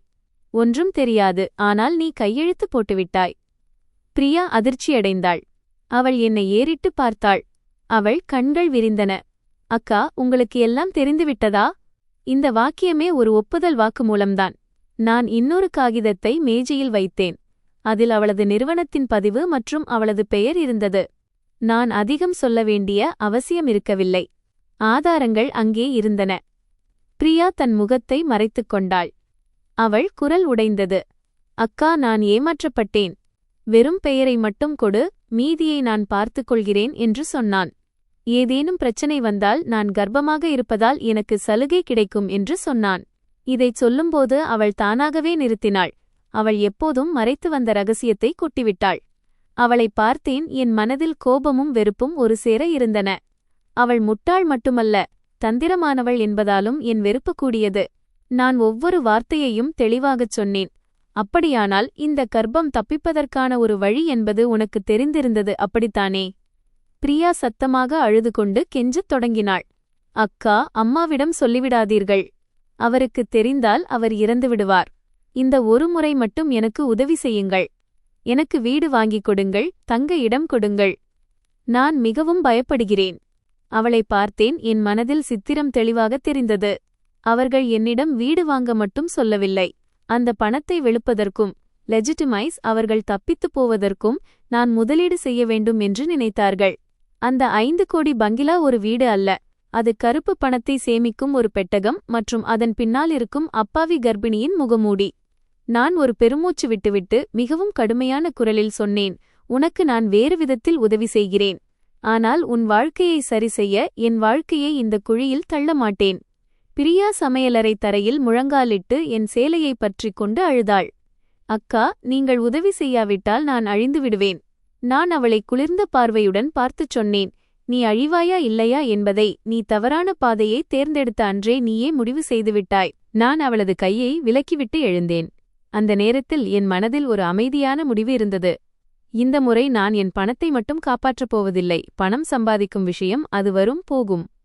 ஆனால் என் பெயரை, என் பணத்தை அவர்கள் ஒரு கவசமாக பயன்படுத்த அனுமதித்தால் நான் என் வாழ்க்கையையே இழந்துவிடுவேன். நான் அறைக்குள் சென்று கதவை மூடிக்கொண்டு என் போனை எடுத்தேன். என்னிடம் இருந்த ஆதாரங்கள் அனைத்தையும் சேமித்து வைத்தேன். காகிதங்களின் நகல்கள், மெசேஜ்கள், தேதிகள் மற்றும் பிரியா இப்போதே ஒப்புக்கொண்ட அந்த பேச்சுகள் என அனைத்தையும் பாதுகாத்தேன். இந்த நொடியிலிருந்து எனக்கு இரக்கம் தேவையில்லை, ஆதாரங்கள்தான் தேவை என்பதை நான் உணர்ந்தேன். மறுநாள் காலை நான் விழிப்புடன் இருப்பதைக் கண்டு பயந்தாரோ என்னவோ, மாமியார் தன் வேகத்தை அதிகரித்தார். என் காஃபியை கூட குடித்து முடிக்க விடாமல் என்னை கூடத்திற்கு அழைத்தார். இந்த வாரமே பங்களாவை முடித்துவிட வேண்டும். சில வீடுகளை பார்த்திருக்கிறேன். நீ முன்பணத்திற்கு காசை தயார் செய். நான் அவரை பார்த்தேன். அவர் அறிவுரை சொல்லவில்லை, கட்டளையிட்டார். பிரியா அருகில் அமர்ந்து வயிற்றைத் தடவிக்கொண்டே என் பார்வையில் படாமல் இருக்க முயற்சி செய்தாள். ஆனால் அவளது பதற்றத்தையும் உற்சாகத்தையும் என்னால் பார்க்க முடிந்தது. என் கணவர் நாற்காலியின் நுனியில் அமர்ந்திருந்தான், ஏதோ கட்டாயத்தின் பெயரில் அங்கே இழுத்து வரப்பட்டது போல. நான் உடனடியாக எந்த எதிர்வினையும் காட்டவில்லை. மெதுவாக பேசினேன். பிறகு சாதாரணமாக ஒரு கேள்வியை கேட்டேன். மாமியாரே, ஏதேனும் வீட்டை பிடித்திருக்கிறதா? மாமியார் உடனே, ஆம், மேற்கே ஒரு வீடு இருக்கிறது. முற்றம், குழந்தையின் அறை, அருகில் மருத்துவமனை, எல்லாம் வசதியாக இருக்கிறது. காலம் கடத்தினால் கை நழுவிவிடும் என்றார். நான் தலையசைத்தேன், முழுமையான அமைதியுடன். எனது இந்த அமைதி அவர்களை இன்னும் உறுதிப்படுத்தியது மற்றும் உற்சாகப்படுத்தியது. அவர் என் கணவனை பார்த்து அழுத்தமாக கேட்டார், ரோஹித், உன் மனைவியிடம் சொல், ஏன் இவ்வளவு மெதுவாகச் செயல்படுகிறாள் என்று. ரோஹித் தலை நிமிர்ந்து மெல்லிய குரலில், மீரா ஏற்பாடு செய்துவிடு என்றான். நான் அவனை பார்த்தேன். என் மனதில் கசப்பு நிரம்பியது. நான் சோர்வாக இருக்கிறேனா அல்லது என் மீது அழுத்தம் இருக்கிறதா என்று கூட அவன் கேட்கவில்லை. தன் அம்மா கோபப்படக்கூடாது என்பதில் மட்டுமே அவன் குறியாக இருந்தான். இன்னும் நான் மென்மையாக இருந்தால் அவர்கள் என் மீது அழுத்தத்தை அதிகரிப்பார்கள் என்பது புரிந்தது.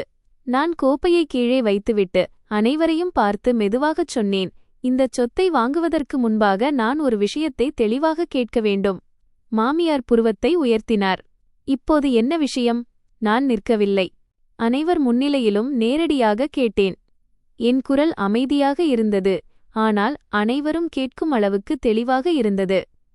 நாளை ஒருவேளை பிரியா ஏதேனும் சட்டரீதியான பிரச்சனையில் சிக்கினால் அந்த பங்களா பறிமுதல் செய்யப்படுமா மாமியாரே? முழு அறையிலும் சத்தம் அடங்கியது. தேநீர் குடித்துக் கொண்டிருந்த அந்த அத்தை அப்படியே உறைந்து போயினார். தேநீர் கோப்பையை கீழே வைத்த சத்தம் மட்டும் தெளிவாக கேட்டது. மாமியார் சில வினாடிகள் என்னை பார்த்து அதிர்ச்சியில் உறைந்து போனார். பிறகு அவர் முகம் சிவந்து கோபமாக சத்தமிட்டார், நீ என்ன பேசுகிறாய்? ஏன் இவ்வளவு அமங்கலமான வார்த்தைகளை பேசுகிறாய்? உன் நாத்தினாரை கெட்டவளாக பார்க்கிறாயா? பிரியா உடனடியாக எழுந்து நின்றாள். வயிற்றை பிடித்துக்கொண்டு ஏதோ பெரிய அவமானம் நடந்தது போல கத்தினாள். அக்கா, நீங்கள் எப்படி இப்படி பேசலாம்? என் மீது அவ்வளவு வெறுப்பா? நான் சிறைக்குச் செல்ல வேண்டும் என்று நீங்கள் விரும்புகிறீர்களா? அவள் கத்திக்கொண்டும் அழுது கொண்டுமிருந்தாள். மாமியார் என் மீது பாய்வதற்கு ஏதுவாக ஒரு பாதிக்கப்பட்டவள் போல சத்தமிட்டாள். மாமியார் மேஜையை ஓங்கி அடித்தார். மருமகளே, திரும்பச் சொல். நீ இந்த வீட்டை அழிக்கப் பார்க்கிறாயா? நான் அவரை பார்த்தேன். என் முகத்தில் எந்த மாற்றமும் இல்லை. நான் விளக்கம் அளிக்க முயன்றால் அவர் என்னை சரியானது மைனஸ் தவறானது என்ற சிக்கலில் மாட்டிவிடுவார் என்பது எனக்குத் தெரியும். நான் எந்த விளக்கமும் அளிக்கவில்லை. என் பையிலிருந்து முன்னரே தயார் செய்து வைத்திருந்த கோப்பை எடுத்து மேஜை மீது பலமாக வைத்தேன். காகிதங்கள் குறைவுதான், ஆனால் விழுந்த சத்தம் அனைவரையும் அதிர வைத்தது. என் கணவன் எழுந்து நின்றான். இதெல்லாம் உனக்கு எங்கிருந்து கிடைத்தது? நான் அவன் கண்களை நேராக பார்த்து ஒவ்வொரு வார்த்தையாகச் சொன்னேன். நான் என்னை காத்துக்கொள்கிறேன். இதைக் கேட்டதும் அவன் மௌனமானான். மாமியார் கோப்பை பிடுங்க முயன்றார், ஆனால் நான் அதன் மீது கையை வைத்து தடுத்தேன். மாமியாரே, முதலில் இதை படியுங்கள். பிறகு என்னை கண்டிப்பீர்கள். பிரியா காகிதத்தில் இருந்த எழுத்துக்களை பார்த்தாள். அவள் முகம் வெளிறிப்போனது. உதடுகள் துடித்தன. அவள் உடனடியாக மறுத்தாள், இதெல்லாம் பொய். அக்கா என்னை கோர்த்துவிட இதையெல்லாம் உருவாக்கியிருக்கிறார். நான் அவளுக்கு பதில் சொல்லவில்லை. மாமியாரை பார்த்துச் சொன்னேன், இது விக்ரம் மற்றும் அவனது நிறுவனங்கள் தொடர்பான தகவல். இதில் பிரியாவின் பெயரும் இருக்கிறது. மாமியார் சில பக்கங்களை புரட்டினார். வாசிக்க அவர் முகம் வெளிறியது. அவர் தைரியத்தை வரவழைத்துக் கொண்டு, இது பிறருடைய விஷயம். என் மகள் ஒரு பாதிக்கப்பட்டவள். அந்த பையன் அவளை ஏமாற்றிவிட்டான் என்றார். நான் கசப்பாக சிரித்தேன். பாதிக்கப்பட்டவளா? 3 மோசடி நிறுவனங்களுக்கு அவள் இயக்குனர். மாமியாரே. அந்த அறை முழுவதும் அமைதி கவிழ்ந்தது. அந்த அத்தை வாயை பிளந்து கொண்டு பிரியாவை பார்த்துவிட்டு மாமியாரிடம், இது உண்மையா? அவள் இயக்குனரா என்று கேட்டார். பிரியா சத்தமாக அழத் தொடங்கினாள். எனக்கு எதுவும் தெரியாது. நான் வெறும் கையெழுத்து மட்டும்தான் போட்டேன். விக்ரம் சொன்னான் இப்படிச் செய்தால் போதும் என்று. இதைச் சொல்லும்போது அவள் தானாகவே தன் தவறை ஒத்துக்கொண்டாள். மாமியார் பிரியாவின் பக்கம் திரும்பினார். அவர் கண்கள் கோபத்தில் சிவந்திருந்தன. நீ எதிலெல்லாம் கையெழுத்து போட்டாய்? ஏன் என்னிடம் சொல்லவில்லை? பிரியா வயிற்றைப் பிடித்துக்கொண்டு பின்வாங்கினாள். அவளது குரலில் பதற்றம் இருந்தது. நான் பயந்தேன், நீங்கள் திட்டுவீர்கள், வீட்டை விட்டு துரத்திவிடுவீர்கள் என்று. என் கணவன் அறையின் நடுவில் நின்றான். அவன் முகத்தில் இரத்த ஓட்டமே இல்லை. அவன் என்னை ஏறிட்டுப் பார்த்தான். அவன் கண்களில் பயமும் கோபமும் கலந்திருந்தன. நீ இவ்வளவு தூரம் சென்றுவிட்டாயா? நான் திருப்பி ஒரு கேள்வியை கேட்டேன். என் குரல் குளிராக இருந்தது. நான் இந்த எல்லை வரை வரவில்லை என்றால் போலீஸ் கதவை தட்டும் வரை காத்திருக்க வேண்டுமா? நான் உன் சகோதரிக்காக பங்களா வாங்கியிருந்தால் என்னையும் சேர்த்து அவர்கள் உள்ளே தள்ளியிருப்பார்கள். என் கணவன் வாயடைத்து நின்றான். மாமியார் இப்போது மிரட்டத் தொடங்கினார். மருமகளே, இந்த தேவையில்லாத காகிதங்களைக் காட்டி எங்களை மிரட்டப் பார்க்காதே. இந்த வீடு எந்த தவறும் செய்யவில்லை. உனக்குத்தான் என்ன வேண்டும்? நான் அவரை பார்த்து மெதுவாக நிதானமாக பேசினேன். கத்தவில்லை, அழவில்லை, ஆனால் ஒவ்வொரு வாக்கியமும் ஒரு அடி போல விழுந்தது. எனக்கு எதுவும் வேண்டாம், உண்மை தவிர. நீங்கள் என் பெயரில் பங்களா வாங்கச் சொன்னீர்கள், பிரியாவின் பெயரில். எனவே அந்த கோடிக்கணக்கான ரூபாய் என்னை ஒரு தற்காப்பு கேடயமாக பயன்படுத்துகிறதா என்பதை தெரிந்து கொள்ள எனக்கு உரிமை இருக்கிறது. நீங்கள் ஒவ்வொரு மாதமும் 1,00,000 கொடுக்கச் சொன்னீர்கள். அந்த பணம் யாராவது தப்பித்து ஓடும் திட்டத்தின் ஒரு பகுதியா என்பதை தெரிந்து கொள்ளவும் எனக்கு உரிமை இருக்கிறது. நான் யாருக்கும் உதவுவதற்கு எதிரானவள் அல்ல, நான் பயன்படுத்தப்படுவதற்குத்தான் எதிரானவள். பிரியா இப்போது அப்பாவி போல நடிக்கும் நாடகத்தை நிறுத்திவிட்டாள். அவள் என்னை வெறுப்புடன் பார்த்தாள். அக்கா, நீங்கள் என்னை அழிக்க நினைக்கிறீர்கள். நான் சுருக்கமாக பதிலளித்தேன். நீ உன்னைத்தானே அழித்துக் கொண்டாய், என்னை இதில் இழுக்காதே. நான் முதல் முறையாக இவ்வளவு உறுதியாக பேசியதால் அந்த புகுந்த வீடே அதிர்ச்சியில் உறைந்தது. மாமியார் இன்னும் விடாமல் கேட்டார், இப்போது நீ என்ன செய்யப் போகிறாய்? போலீஸை அழைக்கப் போகிறாயா? நான் பயப்படாமல் அவரை பார்த்தேன். நமது வீடு சுத்தமாக இருந்தால் மாமியாரே, உங்களுக்கு எதற்கு பயம்? இந்த வாக்கியம் அந்த அறையில் குளிர்ந்த நீரை கொட்டியது போல இருந்தது.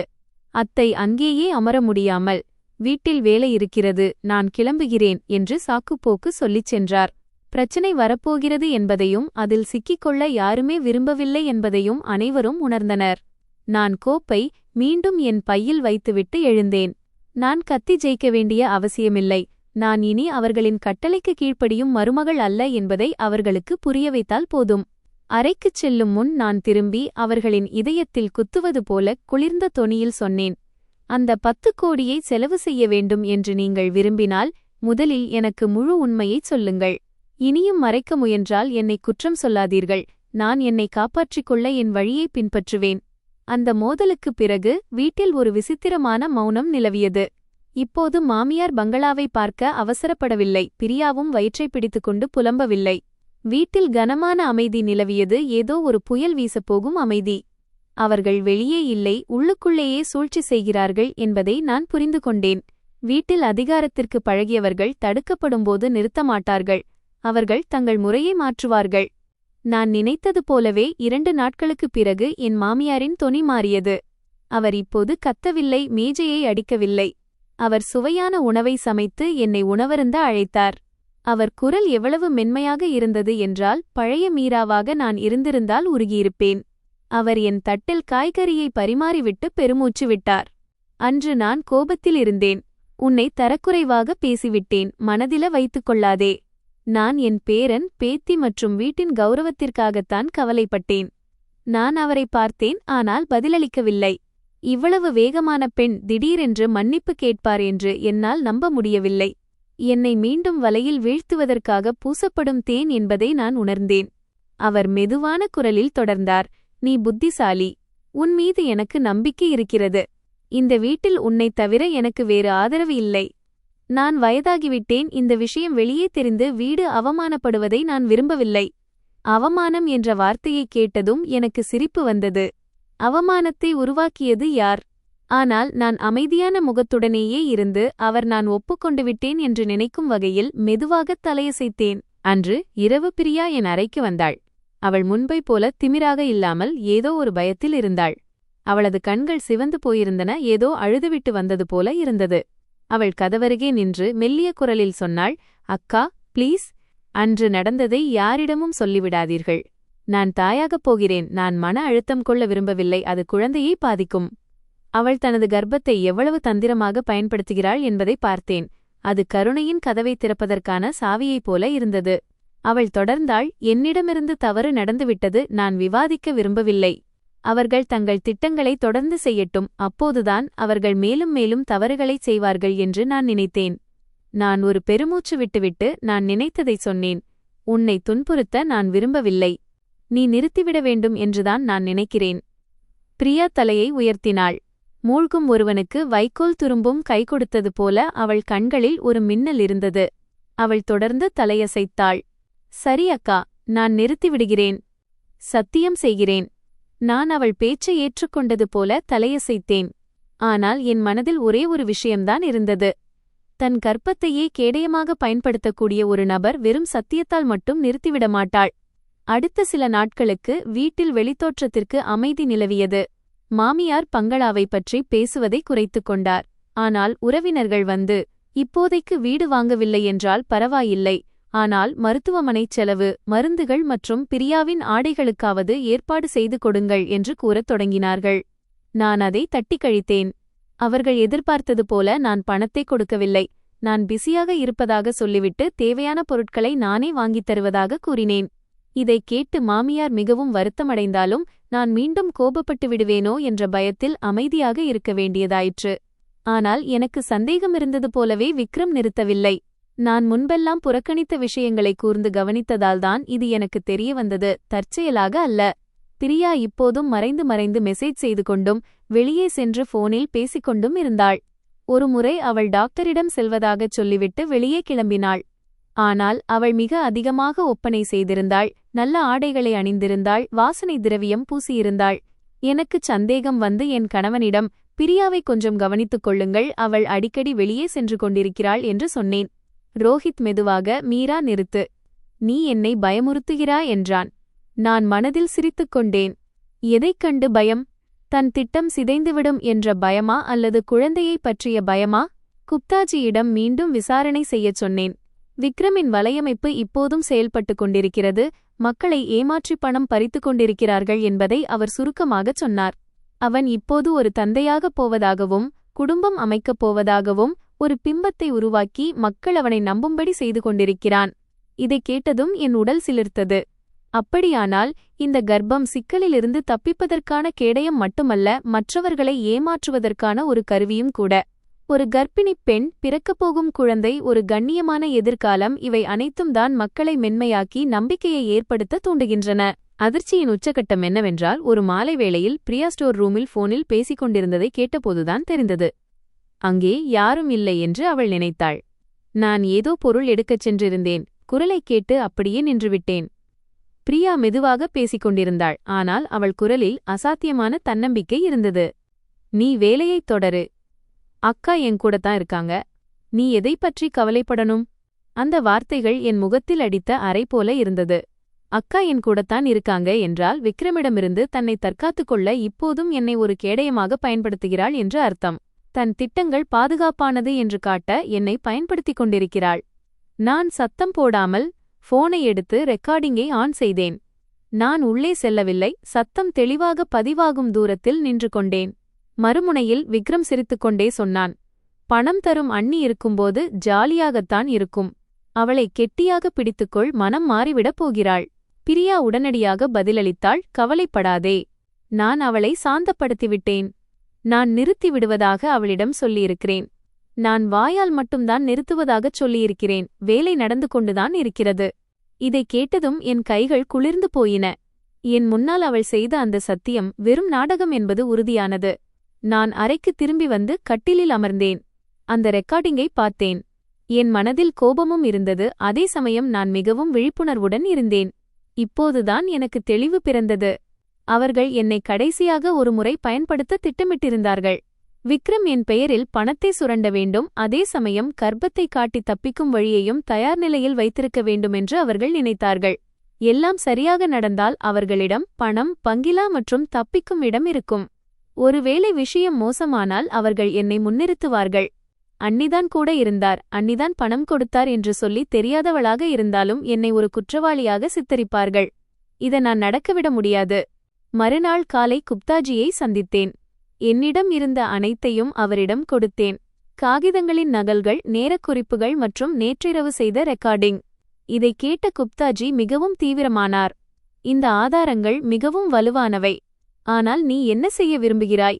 நான் உறுதியான குரலில் சொன்னேன், நான் அந்த 5 கோடியை காப்பாற்றுவதுடன் நிறுத்தப்போவதில்லை. இந்த அசுத்தமான விளையாட்டை முழுவதுமாக முடிக்க விரும்புகிறேன்.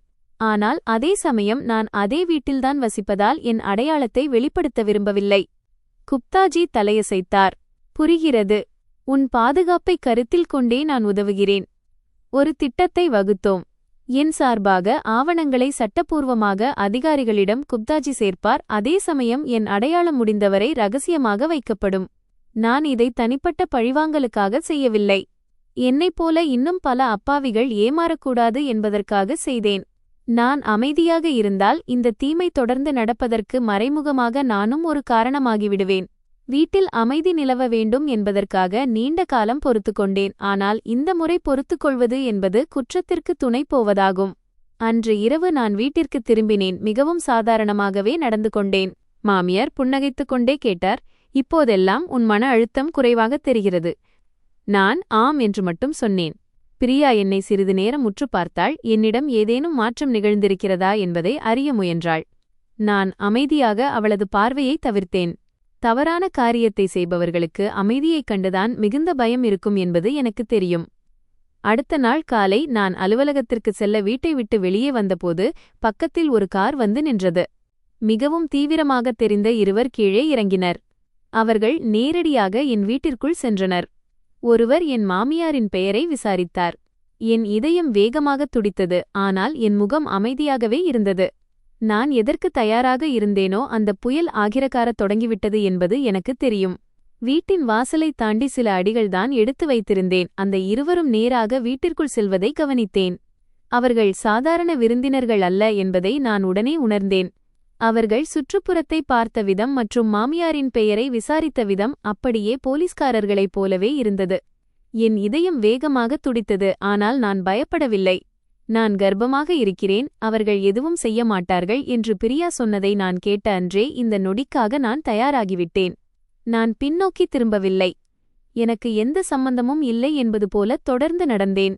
ஆனால் தெருவின் மூலைக்கு சென்றபோது என் போன் தொடர்ந்து ஒலிக்கத் தொடங்கியது. மாமியாரின் அழைப்பு அது. நான் உடனே எடுக்கவில்லை. மூன்றாவது அழைப்பின் போது எடுத்து அமைதியான குரலில், சொல்லுங்கள் மாமியாரே என்றேன். மறுமுனையில் திருமதி சர்மா கத்துவது போலப் பேசினார். நீ எங்கே இருக்கிறாய்? உடனே வீட்டிற்கு வா. போலீஸ் வீட்டிற்கு வந்திருக்கிறது. நான் சரி என்று மட்டும் சொன்னேன். அவர் இன்னும் பதற்றமடைந்து கத்தத் தொடங்கினார். இதெல்லாம் உன்னால்தான் நடந்தது.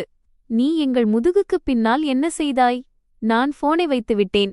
நான் அவர்களை அவமதிக்க நினைக்கவில்லை.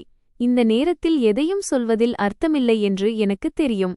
மற்றவர்கள் மீது குற்றம் சுமக்க பழகியவர்களுக்கு தன் கோபத்தை கொட்ட ஒரு பெயர் தேவைப்படும். அந்த பெயர் எப்போதும் நானாகத்தான் இருப்பேன். வீட்டிற்குள் நுழையக்கூட நான் இன்னும் வரவில்லை. வீட்டிற்குள் இருந்து கூச்சல் சத்தம் கேட்டது. கூடத்தின் கதவு திறந்திருந்தது. பிரியா தரையில் அமர்ந்து வயிற்றை பிடித்துக்கொண்டு சத்தமாக அழுது கொண்டிருந்தாள். வெளியில் இருப்பவர்களும் கேட்க வேண்டும் என்ற நோக்கத்தில் வேண்டுமென்றே சத்தமிட்டாள். மாமியார் அங்கும் இங்கும் அலைந்து கொண்டிருந்தார். அவர் முகம் சிவந்திருந்தது. அவர் அழுது கொண்டே கத்தினார், கடவுளே, என் வீட்டு கௌரவம் மண்ணாகிவிட்டது. என் மருமகள் என் வீட்டை அழித்துவிட்டாள். என் கணவன் அறையின் நடுவில் நின்றான். அவன் முகம் வெளிரிப்போய் கைகளை இறுக மூடியிருந்தான். அவன் என்னை ஏதோ அந்நியனை பார்ப்பது போல பார்த்தான். அதிகாரி ஒருவர் கடுமையான குரலில் சொன்னார், நாங்கள் பிரியா சர்மா மற்றும் விக்ரம் சிங் ஆகியோரை விசாரணைக்காக அழைத்துச் செல்ல வந்திருக்கிறோம். தயவு செய்து ஒத்துழைப்பு கொடுங்கள். விக்ரம் என்ற பெயரை கேட்டதும் பிரியா இன்னும் சத்தமாக அழத் தொடங்கினாள். அழுது கொண்டே நாடகமாடினாள். நான் தாயாகப் போகிறேன். நீங்கள் எப்படி இப்படி செய்ய முடியும்? அதிகாரி சுருக்கமாகச் சொன்னார், நீங்கள் அமைதியாக இருங்கள். நாங்கள் சட்டப்படிதான் செயல்படுகிறோம். மாமியார் உடனடியாக என் பக்கம் திரும்பி என் மீது விரலை நீட்டினார். இப்போது உனக்கு திருப்திதானே? என் கணவன் தன் தாயை பார்த்து திரும்பினான். அவன் குரல் தழுதழுத்தது. அம்மா, இது என்ன? மாமியார் திணறத் தொடங்கினார். எனக்கு தெரியாது. தவறுதலாக அனுப்பியிருப்பார்கள். நான் வைத்திருப்பதற்காகத்தான் கொடுத்தார்கள். அதிகாரி அதை குறித்துக் கொண்டே சொன்னார், நாங்கள் வங்கி அறிக்கை மற்றும் பணப்பரிமாற்றத்தின் நோக்கத்தை ஒப்பிட்டுப் பார்க்கப் போகிறோம். நான் அங்கே நின்று அந்த காட்சியை பார்த்து கொண்டிருந்தேன். என் இதயம் கனமாக இருந்தது. எனக்கு மகிழ்ச்சியாகவும் இல்லை, அதே சமயம் இரக்கமாகவும் இல்லை. ஏனென்றால் இன்று அவர்கள் உண்மையிலேயே பயந்தார்கள். நான் கோபத்தினாலோ அல்லது அண்டை வீட்டாரைப் பற்றியோ அல்ல, சட்டத்தைப் பற்றியே பயந்தேன். மாமியார் நடுங்கத் தொடங்கினார். அவர் என்னை பார்த்தார். அவர் தொனி இப்போது மிகவும் மென்மையாக இருந்தது. மருமகளே, ஏதேனும் சொல். எனக்கு உதவி செய். நான் அவரை பார்த்து உறுதியாகச் சொன்னேன், என்னிடம் சொல்வதற்கு எதுவுமில்லை. யார் தவறு செய்தார்களோ அவர்கள் அனுபவித்தாக வேண்டும். பிரியா மீண்டும் என்னை நோக்கி வந்து கெஞ்சத் தொடங்கினாள். அக்கா, அம்மா சிக்கிக்கொண்டால் நம் வீடு அழிந்துவிடும். ப்ளீஸ், அம்மாவை காப்பாற்றுங்கள். அவளைப் பார்த்து நான் ஒரு வாக்கியத்தைச் சொன்னேன். அது எனக்கே கசப்பாகத்தான் இருந்தது. அக்கா என்னுடன்தான் இருக்கிறார் என்று நீ சொல்லும்போது நானும் உன்னுடன் சேர்ந்து கீழே இழுக்கப்படுவேன் என்று நீ நினைத்தாயா? அல்லது நான் வெறும் ஒரு கேடயம் பயன்படுத்திவிட்டு தூக்கி எறியப்பட வேண்டியவள் என்று நினைத்தாயா? அதிகாரிகள் குடும்பத்தினரிடம் ஆவணங்களை தயார் நிலையில் வைக்கச் சொல்லி அடுத்த விசாரணைக்கான நேரத்தை கூறிவிட்டு வெளியேறினர். மாமியார் அப்படியே நாற்காலியில் சரிந்தார். ரோஹித் மௌனமாக நின்றான். பிரியா வயிற்றை பிடித்துக்கொண்டு அமர்ந்திருந்தாள். அவள் முகம் வெளிறிப் போயிருந்தது. இப்போது அவளால் நாடகமும் செய்ய முடியவில்லை. அந்த நொடியில் அவர்கள் எல்லாவற்றையும் புரிந்து கொண்டார்கள். நான் ஆரம்பத்திலிருந்தே எதை பார்த்தேனோ அதை அவர்களும் இப்போது புரிந்து கொண்டார்கள். அவர்கள் விரும்பிய அந்த 5 கோடி பங்களா யாரோ ஒருவரின் கௌரவத்தை காக்க அல்ல, ஒரு குற்றக்கும்பலின் கருப்பு பணத்தை வெளுக்கவும் பாதுகாப்பான இடமாக மாற்றவுமே இருந்தது. அவர்கள் எல்லாவற்றையும் திட்டமிட்டிருந்தார்கள், நான் சரியான நேரத்தில் விழிப்புடன் இருப்பேன் என்பதை தவிர. காவல்துறை முதல் முறை வீட்டிற்கு வந்த பிறகு விசாரணை முடிந்து அவர்கள் சென்று விடுவார்கள் என்றும் என் புகுந்த வீட்டாருக்கு மூச்சுவிட நேரம் கிடைக்கும் என்றும் நினைத்தேன். ஆனால் நான் தவறு செய்திருந்தேன். விஷயம் பணத்துடனும் பாதிக்கப்பட்டவர்களுடனும் தொடர்புடையதாக இருக்கும்போது அது வெறும் கேள்விகளுடன் நின்றுவிடாது. அது அப்படியே நடந்தது. அடுத்த நாள் மாலை நான் கூடத்தில் நுழைந்தபோது அங்கே சூழல் உறைந்திருந்தது. 2 அதிகாரிகள் கோப்புகளுடன் நின்று கொண்டிருந்தனர். நாங்கள் அடுத்த கட்ட நடவடிக்கைகளுக்காக வந்திருக்கிறோம். விக்ரம் சிங் மற்றும் பிரியா சர்மா தொடர்பான பணப்பரிமாற்ற பதிவுகள், போன், கம்ப்யூட்டர் மற்றும் வங்கிக் கணக்கு ஆவணங்களை சோதிக்கப் போகிறோம். இதை கேட்டதும் என் மாமியாரின் முகம் வெளிரியது. அவர் இன்னும் தன் கௌரவத்தை காப்பாற்ற போராடிக் கொண்டிருந்தார். நாங்கள் கண்ணியமானவர்கள், எங்களை பொய்யான வழக்கில் சிக்க வைக்காதீர்கள். என் மகள் ஒரு தவறுதான் செய்தாள். விசாரணை அதிகாரி ஒருவர் அவரை நேராகப் பார்த்து குளிர்ந்த தொனியில் சொன்னார், யாரும் யாரையும் சிக்க வைக்கவில்லை. நாங்கள் ஆதாரங்களின் அடிப்படையில் மட்டுமே செயல்படுகிறோம். இதை கேட்டதும் பிரியா வயிற்றை பிடித்துக்கொண்டு சத்தமாக அழத் தொடங்கினாள். அழுத்தத்தை உருவாக்க, நான் கர்ப்பமாக இருக்கிறேன். உங்களுக்கு இரக்கமே இல்லையா? நான் ஒன்றும் செய்யவில்லை என்று கத்தினாள். இதை கேட்டதும் என் உடல் சிலிர்த்தது. கர்ப்பம் என்ற வார்த்தையை ஏதோ ஒரு மன்னிப்புச் சீட்டு அல்லது சான்றிதழ் போல அவள் பிடித்துக் கொண்டிருந்தாள். மாமியார் பிரியாவை தூக்கிக் கொண்டு ஓடினார். அதிகாரிகளை பார்த்து மிரட்டும் தொனியில், நீங்கள் என்ன செய்தாலும் சரி, ஆனால் அவளுக்கு அதிர்ச்சி ஏற்படக்கூடாது. அவளுக்கு ஏதேனும் நேர்ந்தால் நீங்கள் பொறுப்பேற்பீர்களா என்று கேட்டார். விசாரணை அதிகாரி சுருக்கமாக, நாங்கள் சட்டப்படிதான் செயல்படுகிறோம். தயவு செய்து ஒத்துழைப்பு கொடுங்கள் என்றார். அந்த அறையில் சுவாசிப்பதே கடினமாக இருந்தது. அப்போது கதவு மீண்டும் திறந்தது. இந்த முறை அதிகாரிகள் மட்டும் வரவில்லை, அவர்களுடன் 2 இருந்தனர். அவர்களுக்கு நடுவே ஒருவர் பிடித்து வரப்பட்டார். ஒரே பார்வையில் நான் அவரை அடையாளம் கண்டு கொண்டேன். விக்ரம். அவன் முன்பை விட மெலிந்திருந்தான். தலை கலைந்து கண்கள் குழி விழுந்து காணப்பட்டன. ஆனாலும் அவன் கண்களில் அதே தந்திரம் இருந்தது. அவன் அறையை சுற்றி பார்த்தான், ஏதோ தப்பிக்கும் வழியை தேடுவது போல. பிறகு அவனது பார்வை என் மீது நிலைத்தது. விக்ரம் உதடுகளில் ஒரு கசப்பான புன்னகை அரும்பியது. அற்புதம் அண்ணி. மற்றவர் வீட்டை உடைப்பதில் உங்களுக்கு அவ்வளவு மகிழ்ச்சியா இல்லையா? இதை கேட்டதும் மாமியார் மின்சாரம் தாக்கியது போல துடித்தார். அவர் என்னை முறைத்து பார்த்தார். என் கணவன் உறைந்து போயிருந்தான். பிரியா அழுவதை நிறுத்திவிட்டாள். விக்ரம் இன்னும் என்ன சொல்லிவிடுவானோ என்ற பயத்தில் அவள் முகம் வெளிரியது. நான் நேரடியாக விக்ரமை பார்த்தேன். பயமில்லாமல் ஒரே ஒரு சிறிய பதிலை கொடுத்தேன். அது அவனை வாயடைக்கச் செய்தது. மோசடியால் நீ உருவாக்கிய அந்த இடத்தை வீடு என்று சொல்ல முடியுமா? விக்ரம் கண்களை உருட்டினான். ஆனால் அதிகாரிகளுக்கு முன்னால் ஒன்றும் சொல்ல முடியவில்லை. அவன் பிரியாவை பார்த்தான். அவளை உயிரோடு கடித்து குதறிவிடுவான் போல இருந்தது. எல்லாம் சரியாகத்தான் இருக்கிறது என்றுதானே சொன்னாய்? பிரியா மீண்டும் சத்தமாக அழத் தொடங்கினாள். எனக்கு எதுவும் தெரியாது, எனக்கு எதுவும் தெரியாது. விசாரணை அதிகாரி அனைவரையும் அமைதிப்படுத்திவிட்டு கோப்பை திறந்தார். நாங்கள் சில பரிவர்த்தனைகளை ஆய்வு செய்தோம். அதில் சில பணம் திரு. ரோஹித் சர்மாவின் கணக்கிற்கும் அனுப்பப்பட்டுள்ளது. இதை கேட்டதும் என் கணவன் யாரோ கன்னத்தில் அறைந்தது போல அதிர்ந்தான். அவன் தன் தாயை பார்த்து திரும்பினான். அம்மா, இது என்ன? என் கணக்கிற்கு பணம் எப்படி வந்தது? ரோஹித் இவ்வளவு பயந்து நான் பார்த்ததே இல்லை. மாமியார் ஒரு நொடி மௌனமாக இருந்தார். பிறகு வேறு வழியில்லாமல் எப்போதும் மறைத்து வந்த உண்மையைச் சொல்லிவிட்டார். எல்லாம் சுத்தமாகத் தெரிய வேண்டும் என்பதற்காகத்தான் உன் கணக்கை பயன்படுத்தினேன். உன்னை முட்டாளாக இருக்கச் சொன்னது யார்? அந்த அறை முழுவதும் அமைதி கவிழ்ந்தது. என் கணவன் ஏதோ மரண தண்டனை விதிக்கப்பட்டது போல அப்படியே உறைந்து நின்றான். என் கணவன் இப்போது குற்றமற்றவன் அல்ல என்பது எனக்கு புரிந்துவிட்டது. அவனுக்கு எல்லாம் தெரிந்திருக்க வாய்ப்பில்லை என்றாலும் அவன் தன் பெயரையும் வங்கிக் கணக்கையும் அப்பாவித்தனத்தையும் பயன்படுத்த அனுமதித்துவிட்டான். விஷயம் வெடிக்கும்போது எனக்கு தெரியாது என்று சொல்வது யாரையும் காப்பாற்றாது. பிரியா கத்தினாள். அம்மா, ஏன் இப்படி செய்தீர்கள்? என்னிடம் ஏன் சொல்லவில்லை? மாமியார் அவளைச் சாடினார். மூடுவாயை. அவனுடன் சேர்ந்து நீ என்னவெல்லாம் கையெழுத்து போட்டாய் என்பதால்தானே போலீஸ் இதுவரை வந்திருக்கிறது. விக்ரம் கசப்பாக சிரித்தான். அவளை கேட்கிறீர்களா? இவள் ரொம்ப புத்திசாலி. கர்ப்பமாக இருப்பதாகச் சொன்னால் அனைவரும் பயப்படுவார்கள் என்று இவள்தான் சொன்னாள். பிரியா அலறினாள். வாயை மூடு. நீங்கள் என்னை கொல்ல பார்க்கிறீர்களா என்று கத்தினார் மாமியார். விசாரணை அதிகாரி மேஜை மீது பேனாவை ஓங்கி அடித்தார். அமைதியாக இருங்கள். கருப்பு பண மோசடி, மணி லாண்டரிங் மற்றும் சொத்துக்களின் ஆதாரங்களை மறைத்ததற்கான அறிகுறிகள் எங்களுக்கு கிடைத்துள்ளன. விசாரணைக்காக போன், கம்ப்யூட்டர் மற்றும் சில ஆவணங்களை நாங்கள் பறிமுதல் சீஸ் செய்யப்போகிறோம். பறிமுதல் என்ற வார்த்தையை கேட்டதும் மாமியாரின் கால்கள் நடுங்கின. என் கணவன் அப்படியே பின்வாங்கினான். அவன் காலடியில் இருந்த நிலமே சரிந்து விழுந்தது போல இருந்தது. நான் அங்கேயே நின்று கொண்டிருந்தேன். என் மீது அவர்கள் சுமத்த நினைத்த அந்த பொறுப்பு உண்மையில் பேராசை மற்றும் சூழ்ச்சியின் ஒரு வலை என்பது எனக்கு அப்போதுதான் தெளிவாக தெரிந்தது. அதிகாரிகள் ஒவ்வொரு பொருளாக சேகரிக்கத் தொடங்கிய போது மாமியார் என்னை ஏறிட்டு பார்த்தார். அவர் கண்களில் வெறுப்பும் பயமும் கலந்திருந்தன. நான் அமைதியாக நின்றேன். ஏனென்றால் இது புயலின் முதல் அலை மட்டுமே என்று எனக்கு தெரியும். என் மௌனம் இனி பொறுமையின் அடையாளம் அல்ல, அது ஒரு புதிய அத்தியாயத்திற்கான தொடக்கம்.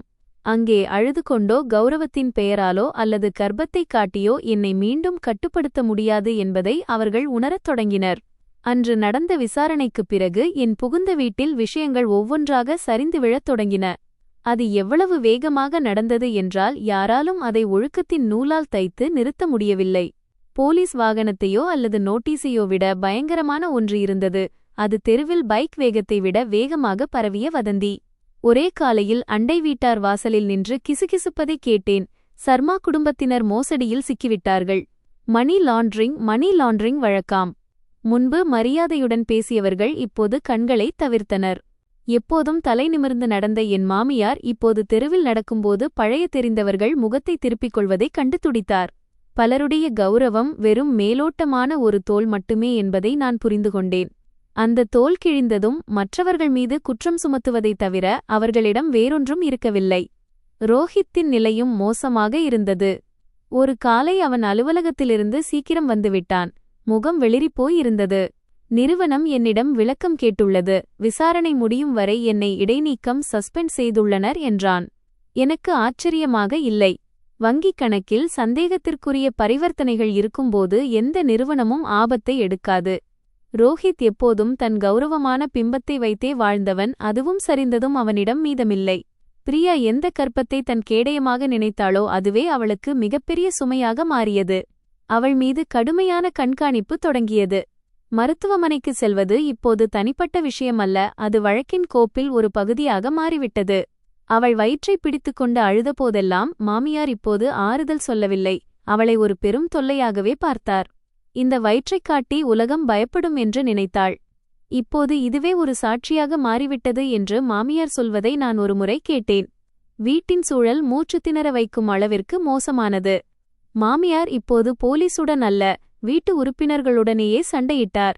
அவர் ரோஹித்தை நோக்கி கத்தினார், இதற்கெல்லாம் நீதான் காரணம். நீ சரியாக வேலை செய்யவில்லை என்று பிரியா அழுதபடி சொன்னாள்.